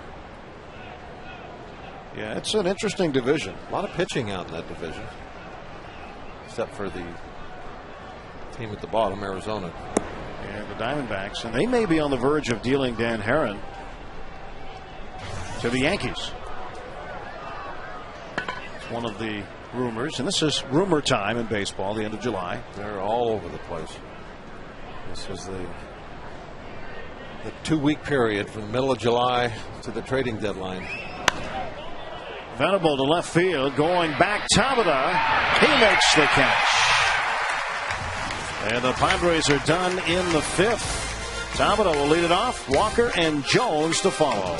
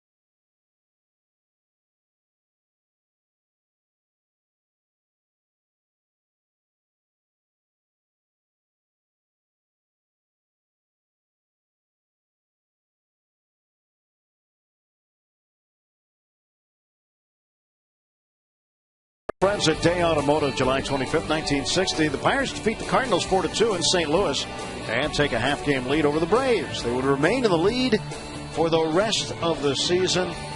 Thanks to our friends at Day Automotive. And you know what happened the rest of the season. They'll beat the Yankees 4-3 in the World Series. Celebrating the 50th anniversary of the 1960 title team. Wade LeBlanc of the Padres getting set to throw to the Pirates. Been the Milwaukee Braves back then. They started in Boston, moved to Milwaukee, and now in Atlanta. 2, 3, and 4 up for the Pirates. Tabata starts things off. He looked like he wanted to shorten up for a moment and pulled the bat back, took ball 1. 5 runs on 7 hits for San Diego. 3 runs on 7 hits for the Pirates. 2-0 to Tabata. LeBlanc comes into the game with a 4-8 record. Says he's not worried about the record. He said it'll even out. Sometimes it doesn't always even out, though.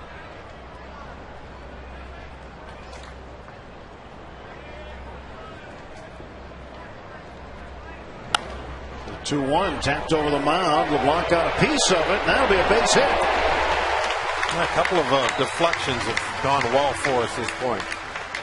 The one where Hundley slowed down the ball, hit the left field, and turned this into a chopper that was going to lead the shortstop really right toward first base. So an easy base hit for Tonka with his speed. Nothing Cabrera could do at that point. So leadoff man aboard.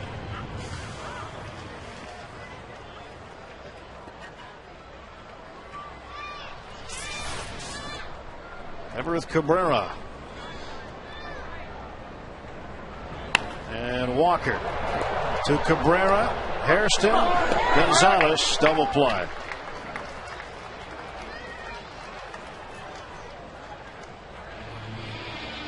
On Saturday, August 7th, the Bucks take on the Rockies at 7:05. After the game, it's Sky Blast 2, featuring Zambelli fireworks and blues rock legend George Thorogood live in concert. He'll be playing all of his hits like Bad to the Bone, Who Do You Love, and more. A few great seats still remain. For tickets, visit Pirates.com. I broke 1,000 hearts before I met you, and I'll break 1,000 more, baby, before I am through. I want to be yours, baby. There is George Thorogood. You know, I don't stay for many concerts. I might have to hang around after that one. The Destroyers with him? Yeah, I really. That'll be good. I'm a Thorogood fan. I like the bluesy rock and roll has always been my favorite. He does it very well. 1-1 to Gary. I stayed last night for Steve Miller, and that was good. It was raining. The weather really turned sour, and eventually lightning ended the show a little bit early. But boy, he was really good. He and his band were great last night. To left field, and a diving catch. Scott Hairston may have taken a long route to the ball, but he makes the grab. And the Pirates are done quickly in the 5th. Hairston, a nice running grab, taking one away from Garrett Jones.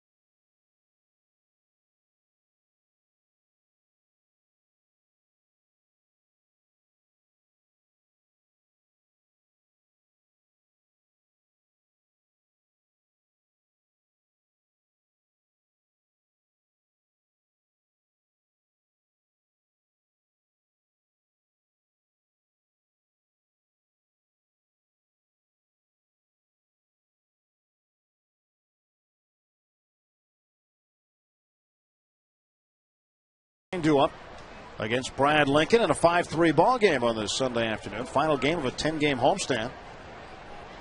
Pirates off tomorrow. Travel day to Colorado. Then Tuesday night, 3 with the Rockies beginning Tuesday. Then 3 in St. Louis, and then back home.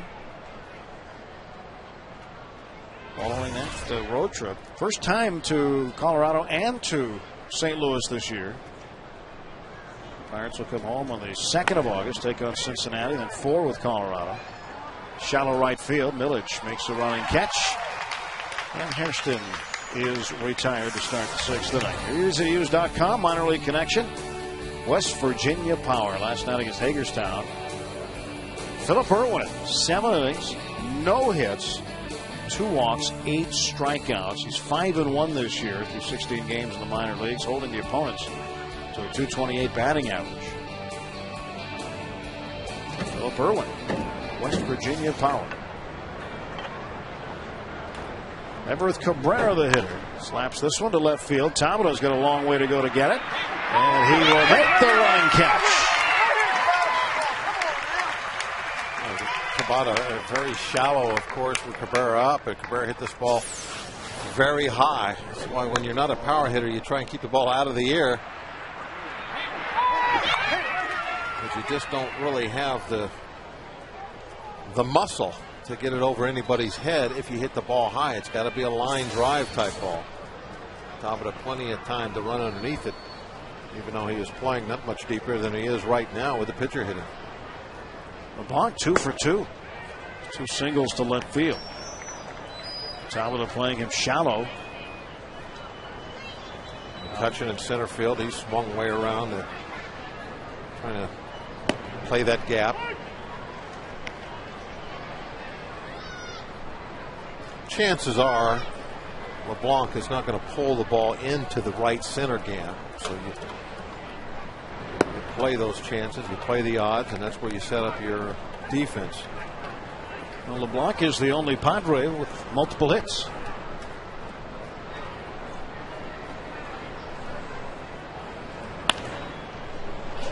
Cedeno plays the hop and throws on to first, and a solid inning for Brad Lincoln. He gets the Padres in order.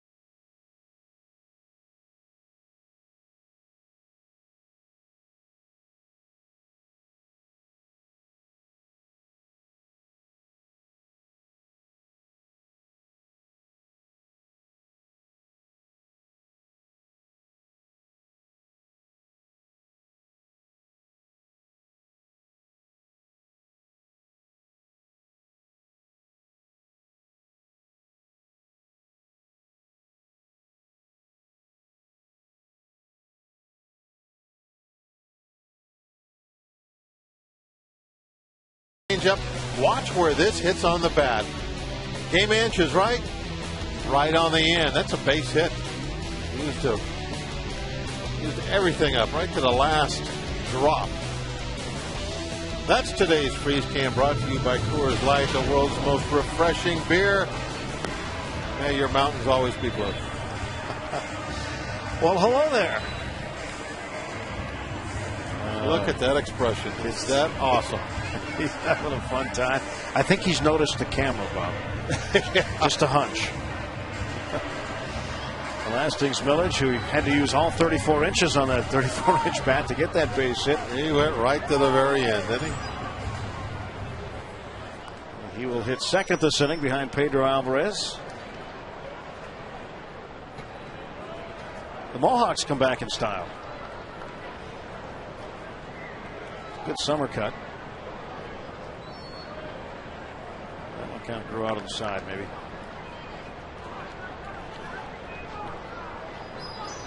There's Pedro. Pedro's 0 for 2, looking for his first hit today. It's a 2-run game. Pirates looking to salvage a game in this 3-game set. Looks at that strike. There's that breaking ball that goes to the outside part of the plate that he's going to see a lot of from left-handers.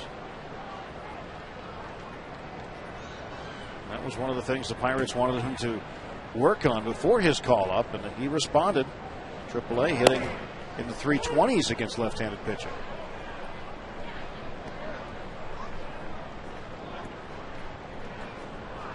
Pedro 0-2 right now. Over his last 13 games, batting .327. Rips this one down the right field line foul. Change up inside.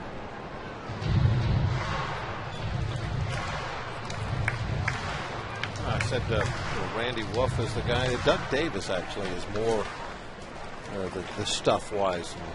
Look at that change up, the way he tries to elevate his fastball. 0-2, and Pedro to center field.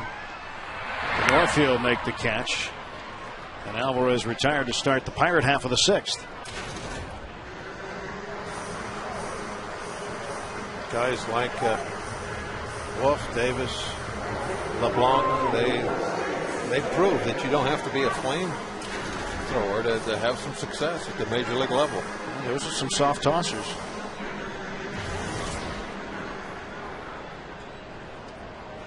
Think of guys like Livan Hernandez. There's another one. Livan, he kind of has evolved. I mean, he used to, when he first came up young, he threw the ball pretty well. He wasn't always a guy that didn't have much and just spotted the ball. Always kind of a control guy, but he could throw in the low 90s when he first broke into the big leagues. 1-1 to Lasting's Millage. But there are some guys that come up and they're crafty from day one. And the 1-1 down to third. Headley up with it. 2 down for the Pirates. How about our Aspen plays that made you smile? Ronnie Cedeno hits his 5th home run, drove in 2, made it a 2-0 Pirate lead at the time. And Cedeno's next time up bangs a double, splits the gap in right center field. He would come around to score the 3rd Pirate run. These are our plays that made you smile. Brought to you by our friends at Aspen Dental. Cedeno takes a breaking ball for a strike. Blanc's probably trying to figure out what to throw him next. He's in a fastball down the line for a home run. He drove his changeup opposite gap for a double. What's he going to do? Tries to just tickle the outside corner with a fastball. Missed. 2-1 now to Ronnie. His numbers against San Diego this season, again, we're just talking 2+ games. He is 5 out of 9. That's a .556 average. A couple of runs batted in. Cedeno, an even count, 2 balls, 2 strikes. Eric Kratz would be next. 2 down, nobody on for the Bucks. Here's the pitch. Cedeno gets it back out of play. Well, you think of that period of time before the All-Star break where Ronnie found himself on the bench. Ron Russell not satisfied with his game offensively. They just wanted him to try to figure it out. Crosby was playing every day for a while, and since Cedeno has returned, he has been on fire. Ronnie's batting average got down around 220, and Cedeno down on strikes. Had to get him out of there. 3 up and 3 down for the Bucks. Top of the order due up for the Padres.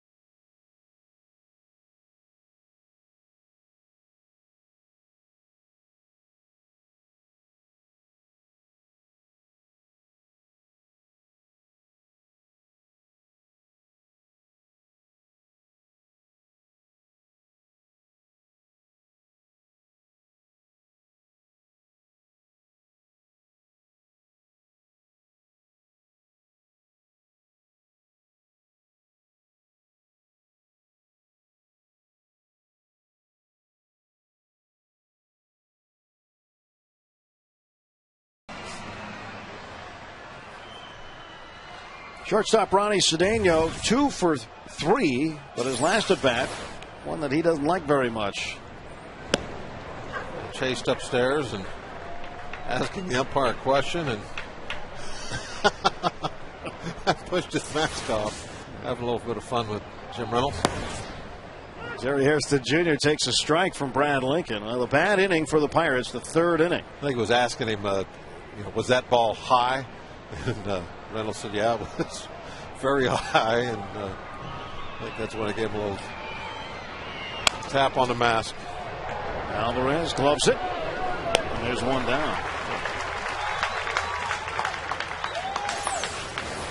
A lot of times hitters will always ask about a pitch they swung and missed. Yeah, I think he went to tap him like on the shoulder and just kind of he missed. Just look at that. He's like pulling his mask off. I don't know if he got his finger caught in there or what. Ronnie, can I have that back, please? I'll need that.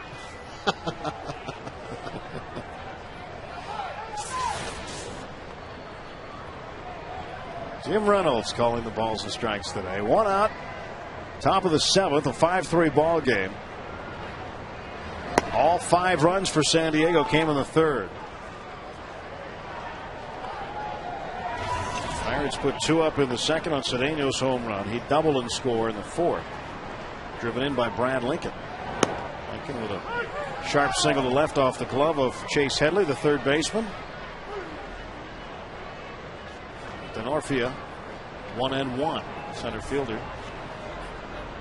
has a double today. He is 1 for 3.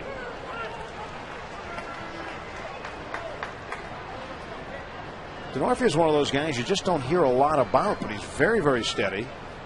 And the everyday starting center fielder for a first place team. Batting 2nd in their order.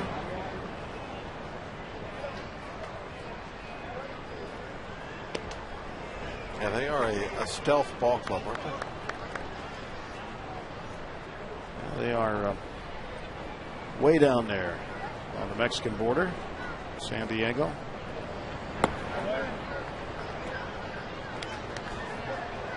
Don't stay up a lot, past the street lights come on and when our games end, so you don't get a chance to see their finishes a lot when they're playing out west. Yeah, not a whole lot of household names in that lineup, but they're making a name for themselves. This one is hit well. McCutcheon watches it go. They're trying to change that fact. Denorfia, home run number 6. He's got 3 runs batted in today. He has driven in half of San Diego's run total, 6-3 now for the Friars. Watch the pitch location. Looks like he's trying to get the ball in. Actually, he was trying to throw it away, and it drifted over the middle of the plate. That's why you saw Kratz's glove come back toward the middle of the plate. It looked like he was set up on the outside. Andrew, be careful with that shoulder. He's not protecting it, that's for sure. Look how high he is. Look how high up the wall he went. Like Spider-Man. Yeah. With that bad shoulder, he was still climbing that wall. And Russell's going to make the change. And that's going to do it for Lincoln. Ryan Church will come on to replace Lasting's Millage as part of a double switch. Our Columbia Gas 811 call to the pen has been made. New Pirates pitcher coming on in just a moment.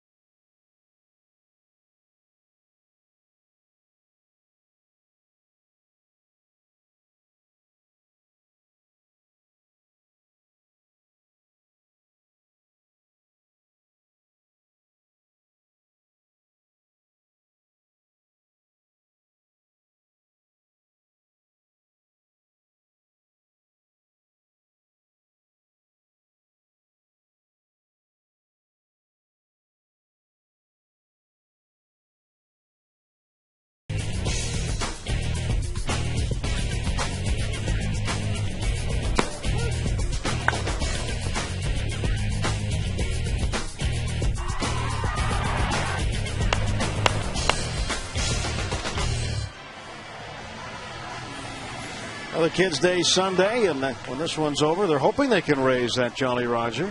Pirates trailing for now, 6-3. Evan Meek has come on. Ryan Church goes to right, Millage out as part of the double switch. Church hitting 9th, and Meek going into the order in the 6th spot where Lasting's Millage hits. So Evan Meek now pitching. Pirates trailing 6-3.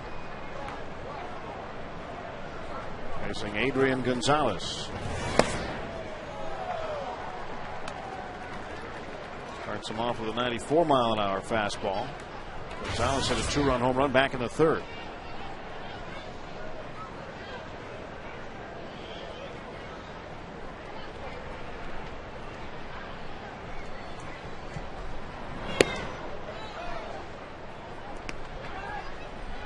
Ball and 1 strike.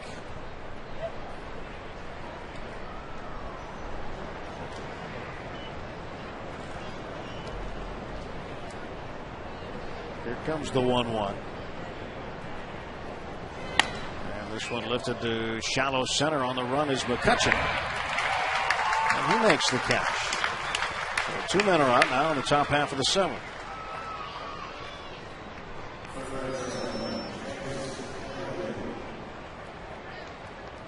Meek's not used to being in the ball games. We're down by 3. That's the situation he's in now. This is kind of his inning when we have the lead. Usually the 7th. Yeah, 7th. Not this afternoon.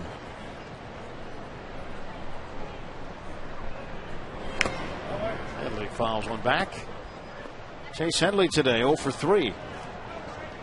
Flat out twice and struck out looking in the 5th inning. He was the 3rd strikeout victim for Brad Lincoln. Lincoln got him with a nice looking breaking ball. But Lincoln is out, and for Brad Lincoln, he leaves the game trailing again. That earned run average that he would love to get down is not coming down today. 6 runs and 6 1/3. Started with a 6.29 earned run average today. Brad Lincoln after his 9th big league start. Had an early lead. He was up 2-0 going into the 3rd. But, the big inning, the 5 spot, that hurt him. As a starting pitcher, that's the thing you strive to avoid. Any type of crooked numbers. You're going to give up runs. Nobody goes out there and pitches 6 or 7 innings and throws up zeros every time. Bouncer toward the middle, barehanded by Walker. Nice play. Throws him out. Headley is gone. Stretch time at PNC Park, middle of the 7th. Padres 6, Pirates 3.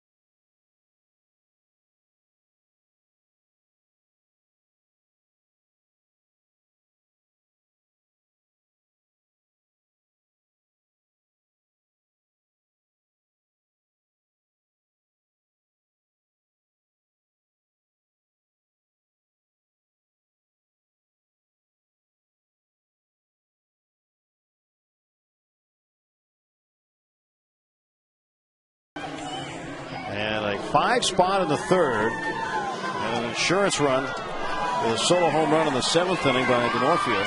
2-run home run by Adrian Gonzalez, part of that 5-run 3rd inning. Pirates got a 2-run home run from Ronnie Cedeno, and he doubled and scored in the 4th. Allegheny General Hospital sports medicine injury update. Ryan Domet, mild concussion, has him on the 15-day disabled list, scheduled to come off August 6th, and he will make 3 rehab starts. At least that's the plan. 2 as a designated hitter, 1 behind the plate before returning to Major League action. Meantime, Eric Kratz and Jason Jaramillo are splitting the catching duties. Eric Kratz looking for a hit here today. He is 0 for 2. And San Diego with a 3-run lead. Wade LeBlanc, the lefty, is done for the day. And he's got some relief. Ryan Webb comes on. 33rd game of the year. Pretty good numbers overall. 3.5 earning. 259 opponent batting average. Decent amount of strikeouts. 29 and 39. We'll pick it up here in the 7th inning. Well, LeBlanc goes 6. 3 earned runs on 8 hits. The Milwaukee buddy struck out 2. Team up with the Pirates and FSN for T-shirt night Thursday, August 5th. He needs one. Bucks take on the Rockies. All fans in attendance will receive a Pirates T-shirt courtesy of FSN. For more information, visit pirates.com. That'll make sure they're back on that night. Protect you from the sun. Come back for T-shirt night August 5th. Pirates and Rockies. Seen a lot of those Jolly Rogers around the ballpark this homestand. Ryan Webb delivering to Eric Kratz, and he delivers strike 1. And hitting Church on deck. Came in during that double switch. So that worked out fine. They went to the right-hander. Church comes in. With the left-handed bat coming up. Second this inning. Webb, a Floridian from Palm Harbor, Florida, born in Clearwater. And he was acquired from the Oakland Athletics along with Sean Gallagher. And pitcher Craig Italiano in exchange for Scott Hairston. And down goes Kratz. High strike. Reynolds bringing up the top part of the strike zone. Webb and Gallagher involved in the same deal, and Webb is here, so is Gallagher, but now they're wearing different uniforms. Gallagher in the bullpen for the Pirates. Ryan Church first at bat today, fouls it off. Webb's up there away, 6'6". Just 24 years of age.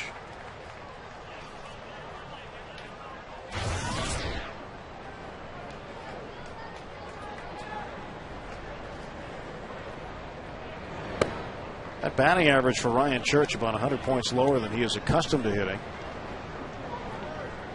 Got hit earlier in the season on the hand against the St. Louis Cardinals and really struggled for a while after that. Missed a bunch of games, and the way he puts it, he said he threw away a number of at-bats. Trying to get back on track, and here he is. Inserted in the game in right field. And now hitting here in the bottom of the 7th. 2-1 pitch. Grounder to the right side. Jerry Hairston throws him out, and there are 2 away. After Topita got called up, Church found himself in kind of a competition out in right field. See who was going to be the everyday right fielder with Millage. Ryan didn't hit. Millage got extremely hot. So now it's Lastings that has taken over that job as a full-time. And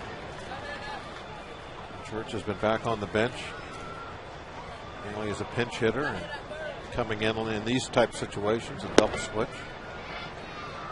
McCutchen 1 for 3. Hitting in the leadoff spot today, returning after a 6-game absence due to the right shoulder injury he suffered a week ago today against Houston. That's that one go for ball 2. Pirates need to find a way to get some spark in the offense late in the ball game. Only 3 men came to the plate in the 5th. A base hit by Tabata, then a double play hit into by Walker. Jones would line out. Then Alvarez, Millage, and Cedeno down in order in the 6th. Pirates also went down in order in the 3rd inning. 2-1 now to McCutchen. What kind of technology, Bob, is he using there? Whatever it is, he's going to use. It's called a hat. It's a sunshade. He uses a hat as a sunshade there. So you see the extra sketch he was playing. McCutchen lines out, and the 2nd straight inning. Pirates are done in order. We'll head to the 8th when we come back to PNC Park on a sunny Sunday afternoon.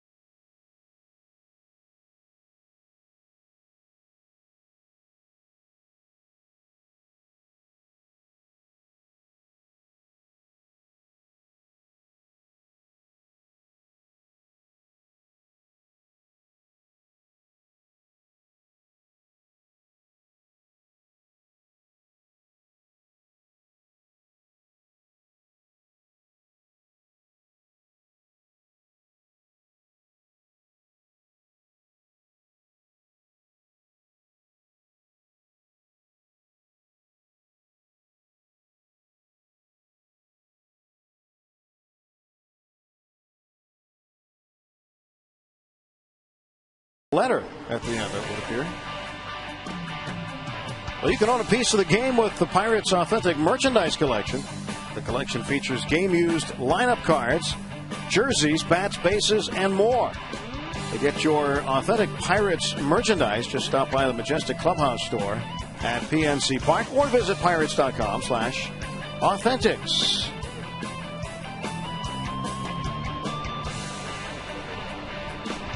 Evan Meek stays on, and he will face Yorvi Torrealba, the catcher. He'll stay out of the sun. Strike call to Torrealba. Yorvit with a 10-game hitting streak. Spent a lot of time with the San Francisco Giants, also a season in Seattle.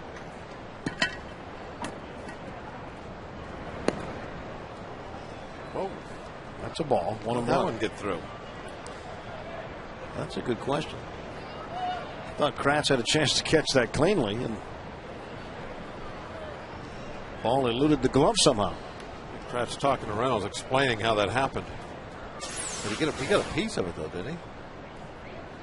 Oh, yeah, he slowed it down.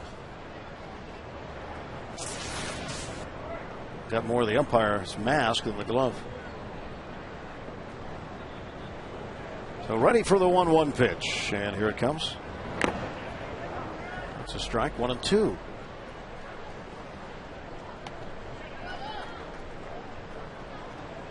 This one got the bat, glove, mask. Boom, boom, boom. 3 of a kind. Beat your pair you had earlier. It does, but I won with the pair. I won that hand. Yes, you did.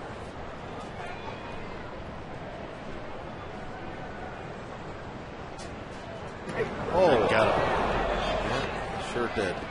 Breaking ball. Didn't hurt that bad. Only 80 mile an hour.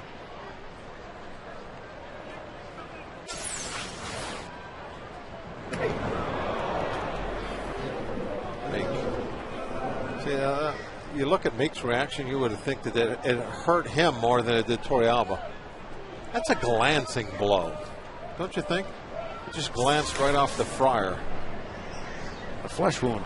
Yeah, hit the Fryer right on his shoulder, glanced off. The Fryer got the worst of it. Yeah.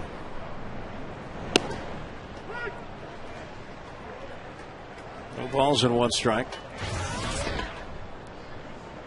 That's the street in back of the old stadium that the Padres used to play, Qualcomm Stadium. Friars Road in the back, and then one of the other roads named after the former Chargers and San Diego State coach Don Coryell, who recently passed away, and they aptly named the street Coryell Pass. And that's a good name for it. That's what they like to do. 1 ball, 1 strike to Will Venable. Nobody out. Torrealba aboard, hit by the pitch, and he gets back. Well, at that ballpark, Bob, that was interestingly constructed because it was originally designed as a circular multi-purpose facility. It's used just for football now. But the way the dugouts were, you couldn't see the bullpen, so they had to put the bullpens on the opposite side so you could see in from your dugout. The dugouts were field level. And that wasn't uncommon at one time. You would have the bullpens on opposite sides. When I first came to the Pirates, we did that at Three Rivers. Third base dugout, first base bullpen, or excuse me, vice versa. First base dugout, third base bullpen.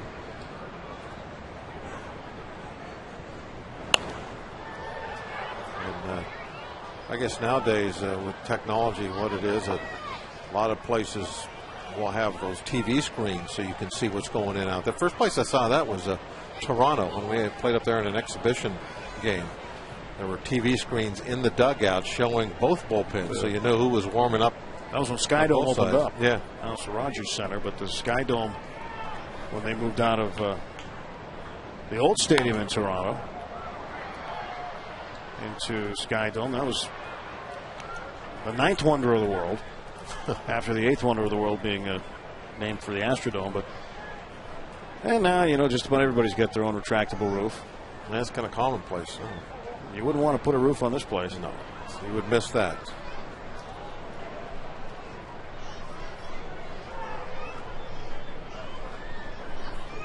There goes the runner, and a ground ball past Meek. Cedeno throw Venable out. And there's 1 man out. Torrealba at second base. Meek able to snag that one. They would have had a double play. That ball just kind of got up over his glove, just enough. Yeah, I thought from up here it hit off the ground first and then jumped over Meek. But well, normally you don't see a line drive fall in between the pitcher's mound and the thing. That's right. That's accurate. The second base bag being the thing in this case. But I think he might have had a rolled up newspaper instead of a bat there, because that's about how the ball came off. Scott Hairston, the left fielder, takes high ball 1.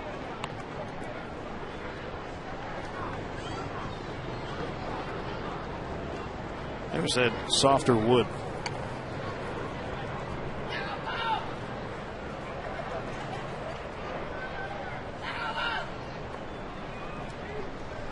One ball, no strikes in the pitch. Up in the air to left. Tabata under it. He makes the catch. Take a look at the road ahead, brought to you by your Western Pennsylvania Toyota dealer. Toyota moving forward, going to the Mile High City. Tuesday, Wednesday, and Thursday afternoon. Duke against De La Rosa, Oldendorf against Cook, and Mulholland against Baldo Jimenez, who suffered an unusual loss yesterday. Phillies got him for 7 runs in the 3rd inning, knocked him out of the ball game, and he's just a miserable 15-2. He has been the best pitcher in baseball this year. Paul Mulholland will face him Thursday afternoon. Kind of thought maybe we would miss him. But I guess with the off day, no. 2 outs, and Everett Cabrera, the hitter, takes high and in. You send any cigars ahead for the humidor, Coors Field? No. I'm sure that they'll have some there for us. 1-1. Well, when you saw baseball in that city before the humidor, you saw a lot of it. It was like slow pitch softball. The game was about 3.5 hours every night. There's the guys who are hoping there is a box of cigars waiting for them. Having a very interesting discussion, I'm sure. That's all fake. The check swing roller to third. Alvarez backs up, throws. He got him. Nice play, Pedro Alvarez. And we'll go now to the bottom of the 8th inning. And Greg and Steve will figure it out.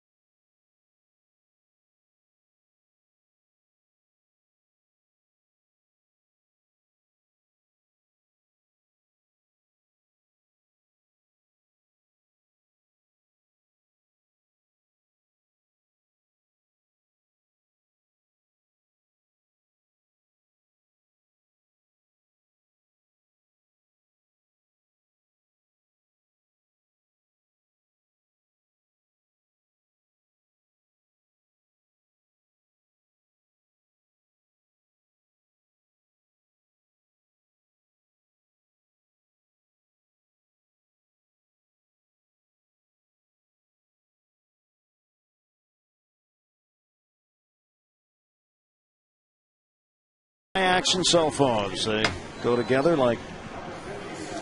That looks like fun, doesn't it? Yeah. The cell phone, though, what if action cell phones go together like? That'd be waterproof. Yeah, you don't want to drop that. Nope.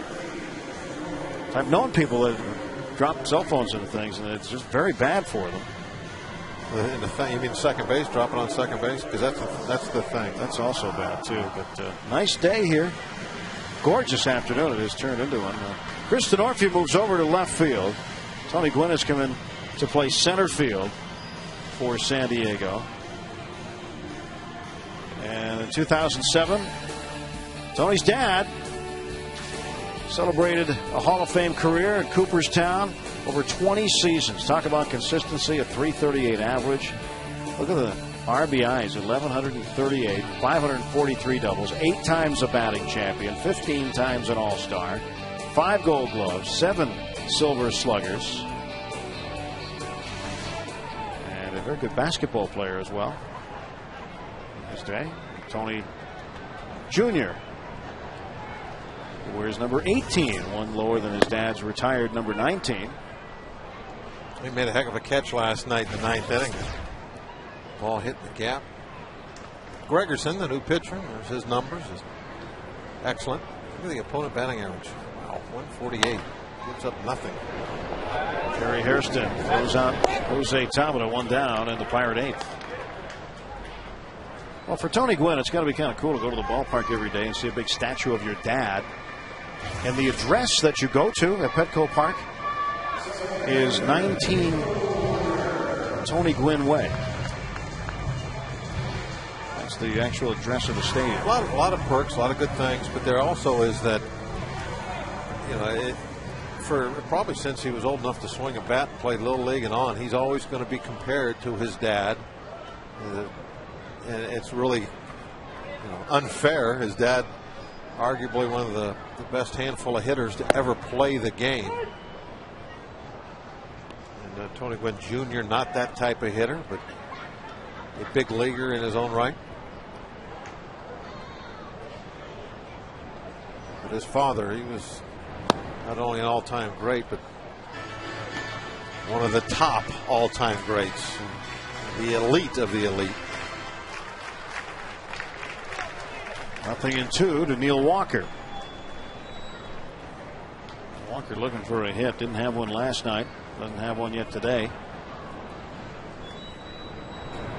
It's inside. 1-2. Well, after the out that was recorded first, you see Tony Gwynn getting a card out of his back pocket, a chart. And do you think that's a cheat sheet? Defensive chart, scouting chart? I can't think what else it would be. So and so's up. Well, here's where you're playing. I've never seen anyone take that out there, but you think about it, not a bad idea, especially when you're coming in late in the ball game and you haven't been out there inning after inning. It refreshes your memory. Oh, we ought to start seeing those quarterback wristbands, with the cards that you put in them. We've seen some catchers wearing those in amateur leagues.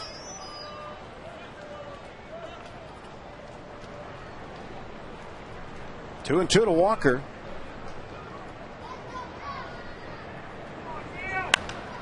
Goes down the left field line, and that ball is going to be foul.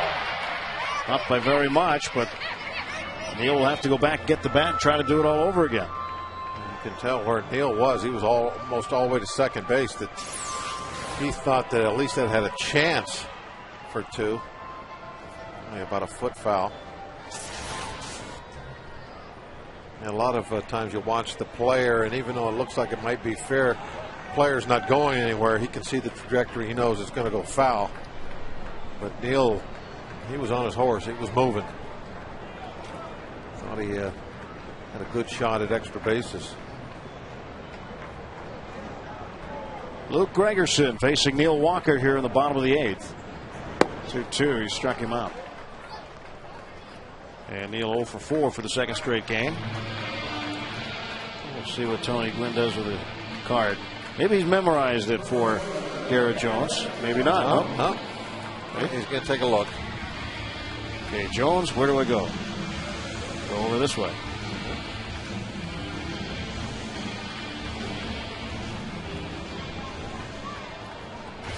That card just probably says it's shading the pole.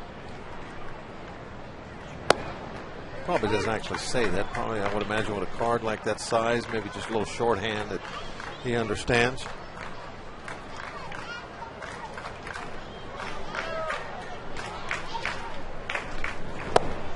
I agree with you. I think it's a good idea. And that way there you don't have to rely on the coach in the dugout to position you based on the scouting report if you're coming in late as a defensive replacement, like Gwynn has.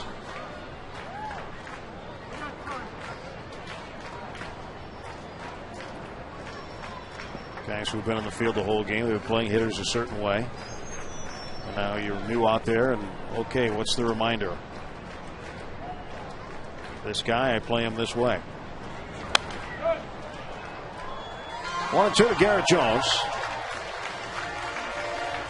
Pirates 2 runs in the second, 1 run in the fourth. And they've gone down in order in each of the last 2 innings, and in danger of doing it again here for the 3rd straight inning. Only 3 men came to the plate in the 5th. Base hit by Tomita. That's the last hit the Pirates have had, has been in the bottom of the 5th inning.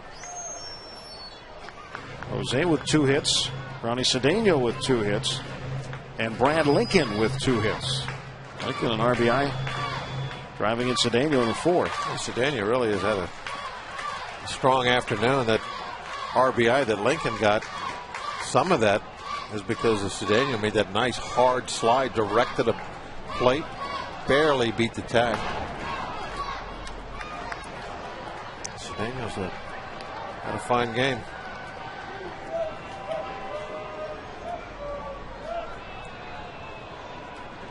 Ronnie getting a little refreshment, replenishing his electrolytes. Or, you know, at layman's turn, he's getting a drink of water. Yeah, he may just be thirsty. Could be getting a drink of water. 2-2 now to Jones. Well, the Padres will head home. This is a getaway day for them. And they will take on the Dodgers.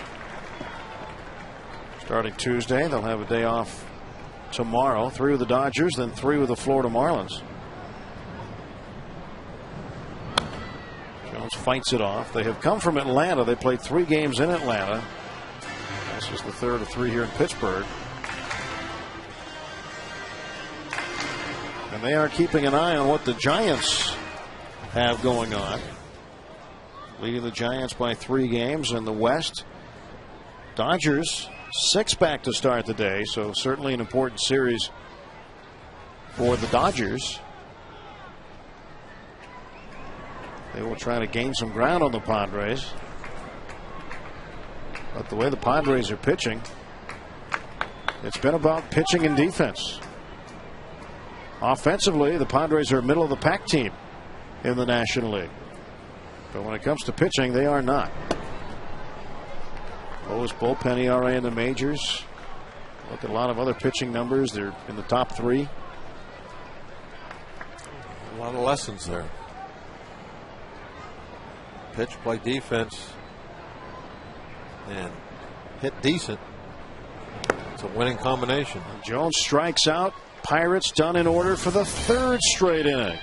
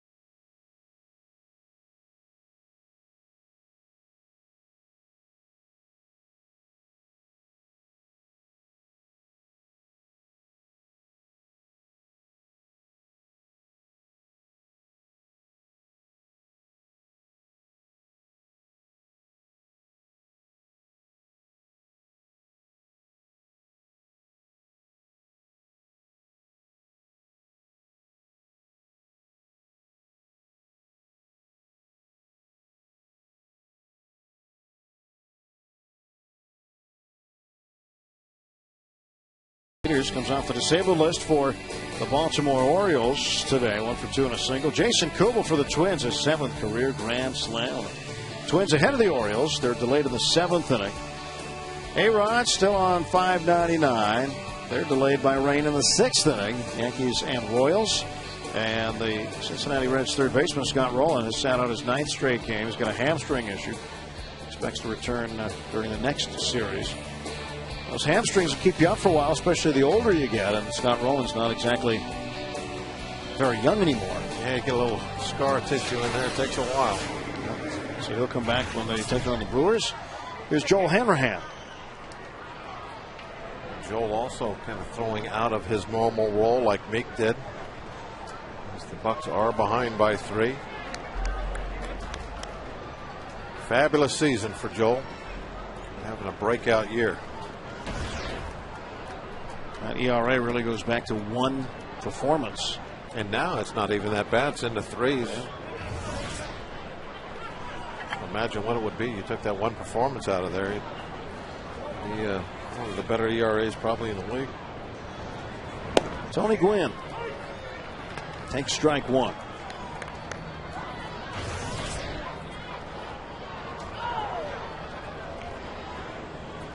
And if you talk to Tony Jr., you close your eyes and you listen to him talk, it sounds just like Tony Sr.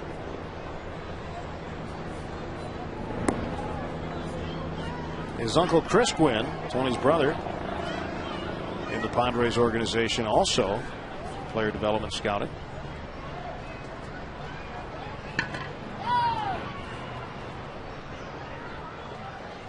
Here comes the 1-1 from Hanrahan. A little bit high.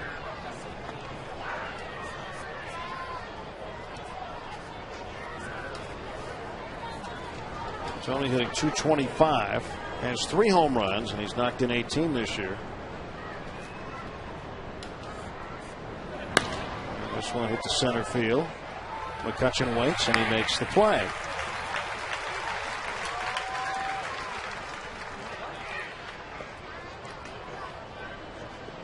The 1 man is out.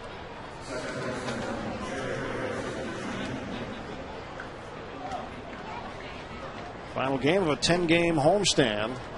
Pirates off tomorrow. Pirates Charities Golf Tournament over in Fox Chapel tomorrow. And then a plane ride out to Colorado.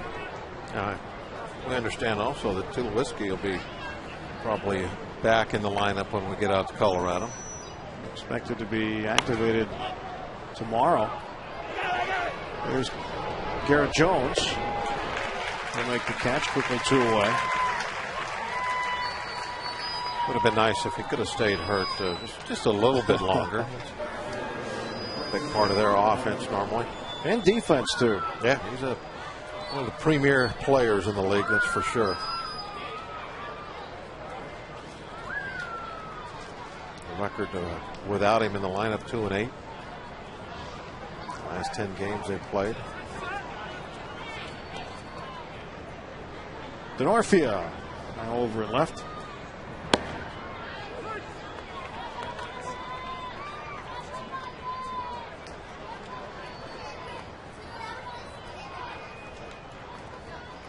No balls, 1 strike, and the pitch. There is a strike. Denorfia, half-hearted swing. 0-2 to him. 8 hits apiece. Top of the 9th, 2 outs. For the Pirates in the bottom half, it'll be Alvarez. And a pinch hitter, and Ronnie Cedeno.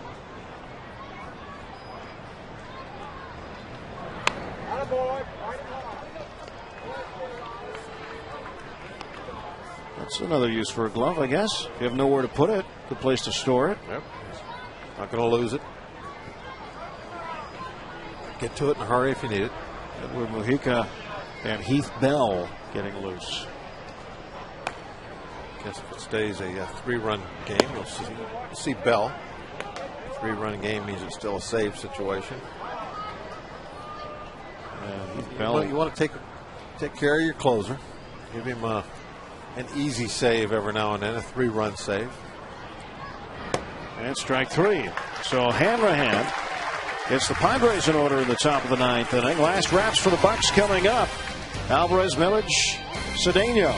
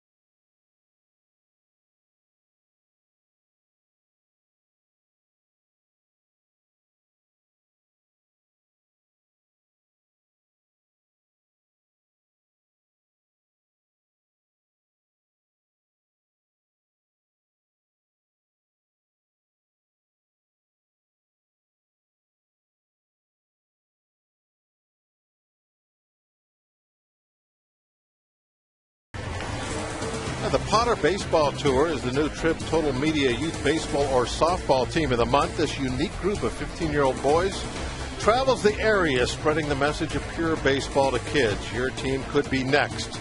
Just write a short essay to baseball at fsnpittsburgh.net telling us why, and then they could be featured during a Trib Total Media Pirates pregame show in August. Why should your team be the team of the month? Baseball at fsnpittsburgh.net. Forgot the second syllable there. That's all right. You go. I know, but that might be my last promo they let me read because of that. Because of that? Yeah. You only get, when you're a color guy, you only get 1 or 2 shots out of a game. And if you mess one up, then you're done for a week. Then you get put on suspension. I might be on suspension now. Heath Bell got a 3-run cushion. These are the kind of saves I guess you like to get if you're a closer. Well, since the 4th inning, the Pirates have only sent 12 men to the plate.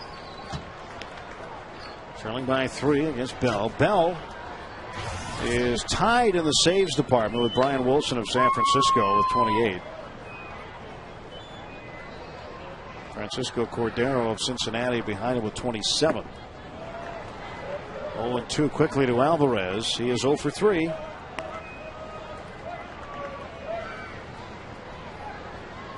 Octavio Dotel in the top 10 in saves with 20.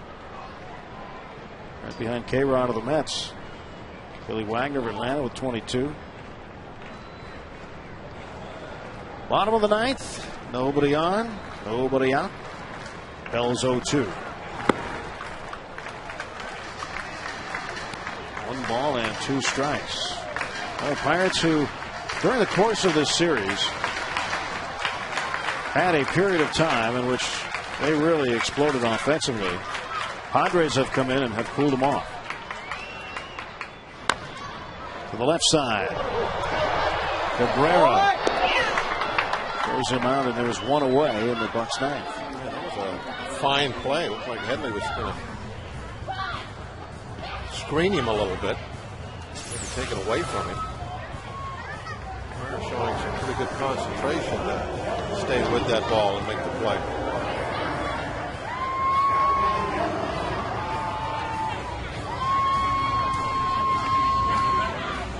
Nice job by Cabrera. The pinch hitter is going to be Delwy. Yeah, I understand you gave him a new nickname yesterday. I like Delwy. Well, what about him? Aren't you concerned whether or not he likes it?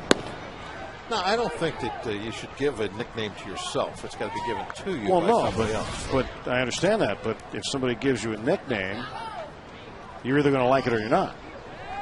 Well, that's true. As the person who receives it. But he's been DY, and I like Delwy better. Delwy? Okay.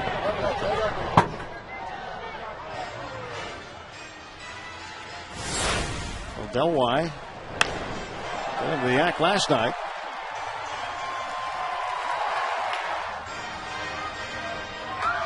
It's kind of like a nickname like A-Rod, except you're putting the 3 letters up front this time and then 1 letter in the back. It's a little change, but it's along that same theme. You're a trendsetter. Yeah. Delwy. You put the 3-letter word first. Like the girl said, thought goes into these nicknames on my part. Really? Spend all day on them? A lot of thought. I just thought these things just came to you. Well, in this case,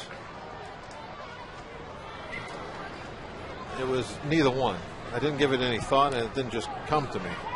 I got caught in between saying DY and Delwyn, and it came out Delwy, and I liked it. And DY goes down on strikes, and the Pirates are down to their final out. Ronnie Cedeno coming up. Pirates need 3. Need to rally here with 2 down. And they're facing top closer in the National League. AGH Sports Medicine Pirates post game. Rob King, Kent Colby coming up. Highlights and analysis of this one. They'll break down this game with the Padres. And as you have seen, a very good Padre team. Rally cap. Might it work still?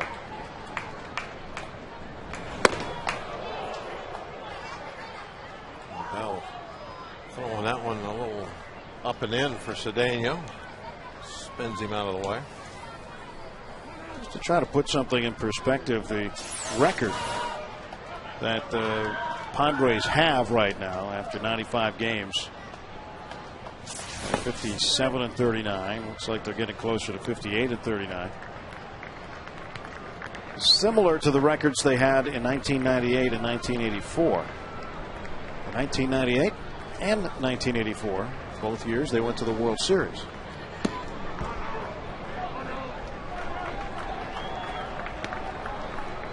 Three and 0 to Cedeno. So could this indeed, and again, this is still early, and it's a big race between 4 of the 5 teams in the National League West, but who knows, maybe the Padres stick with that trend. They end up in the Fall Classic again. They seem to have the pitching. That is a strike. Cedeno thought it was high. You know what? You mess with an umpire like that, you push him in the mask, and he's going to get you later. Right? You know what Ronnie's saying? He goes, I thought when I asked you earlier, you said that ball was high. And now it's a full count to Cedeno. Pirates down to their final strike this afternoon. Cedeno, a home run. Good game for a Ronnie. double. 2 for 3, 2 runs scored. A strong game. And again, I'm going back to that slide to plate. I love the way he went in hard. Late, hard slide right to the plate.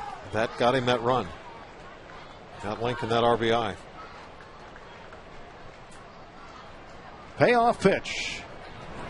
That's ball 4. Cedeno had to wait a couple of pitches more, but he finally got his walk. And the tying run now is in the on-deck circle. Bobby Crosby will pinch hit.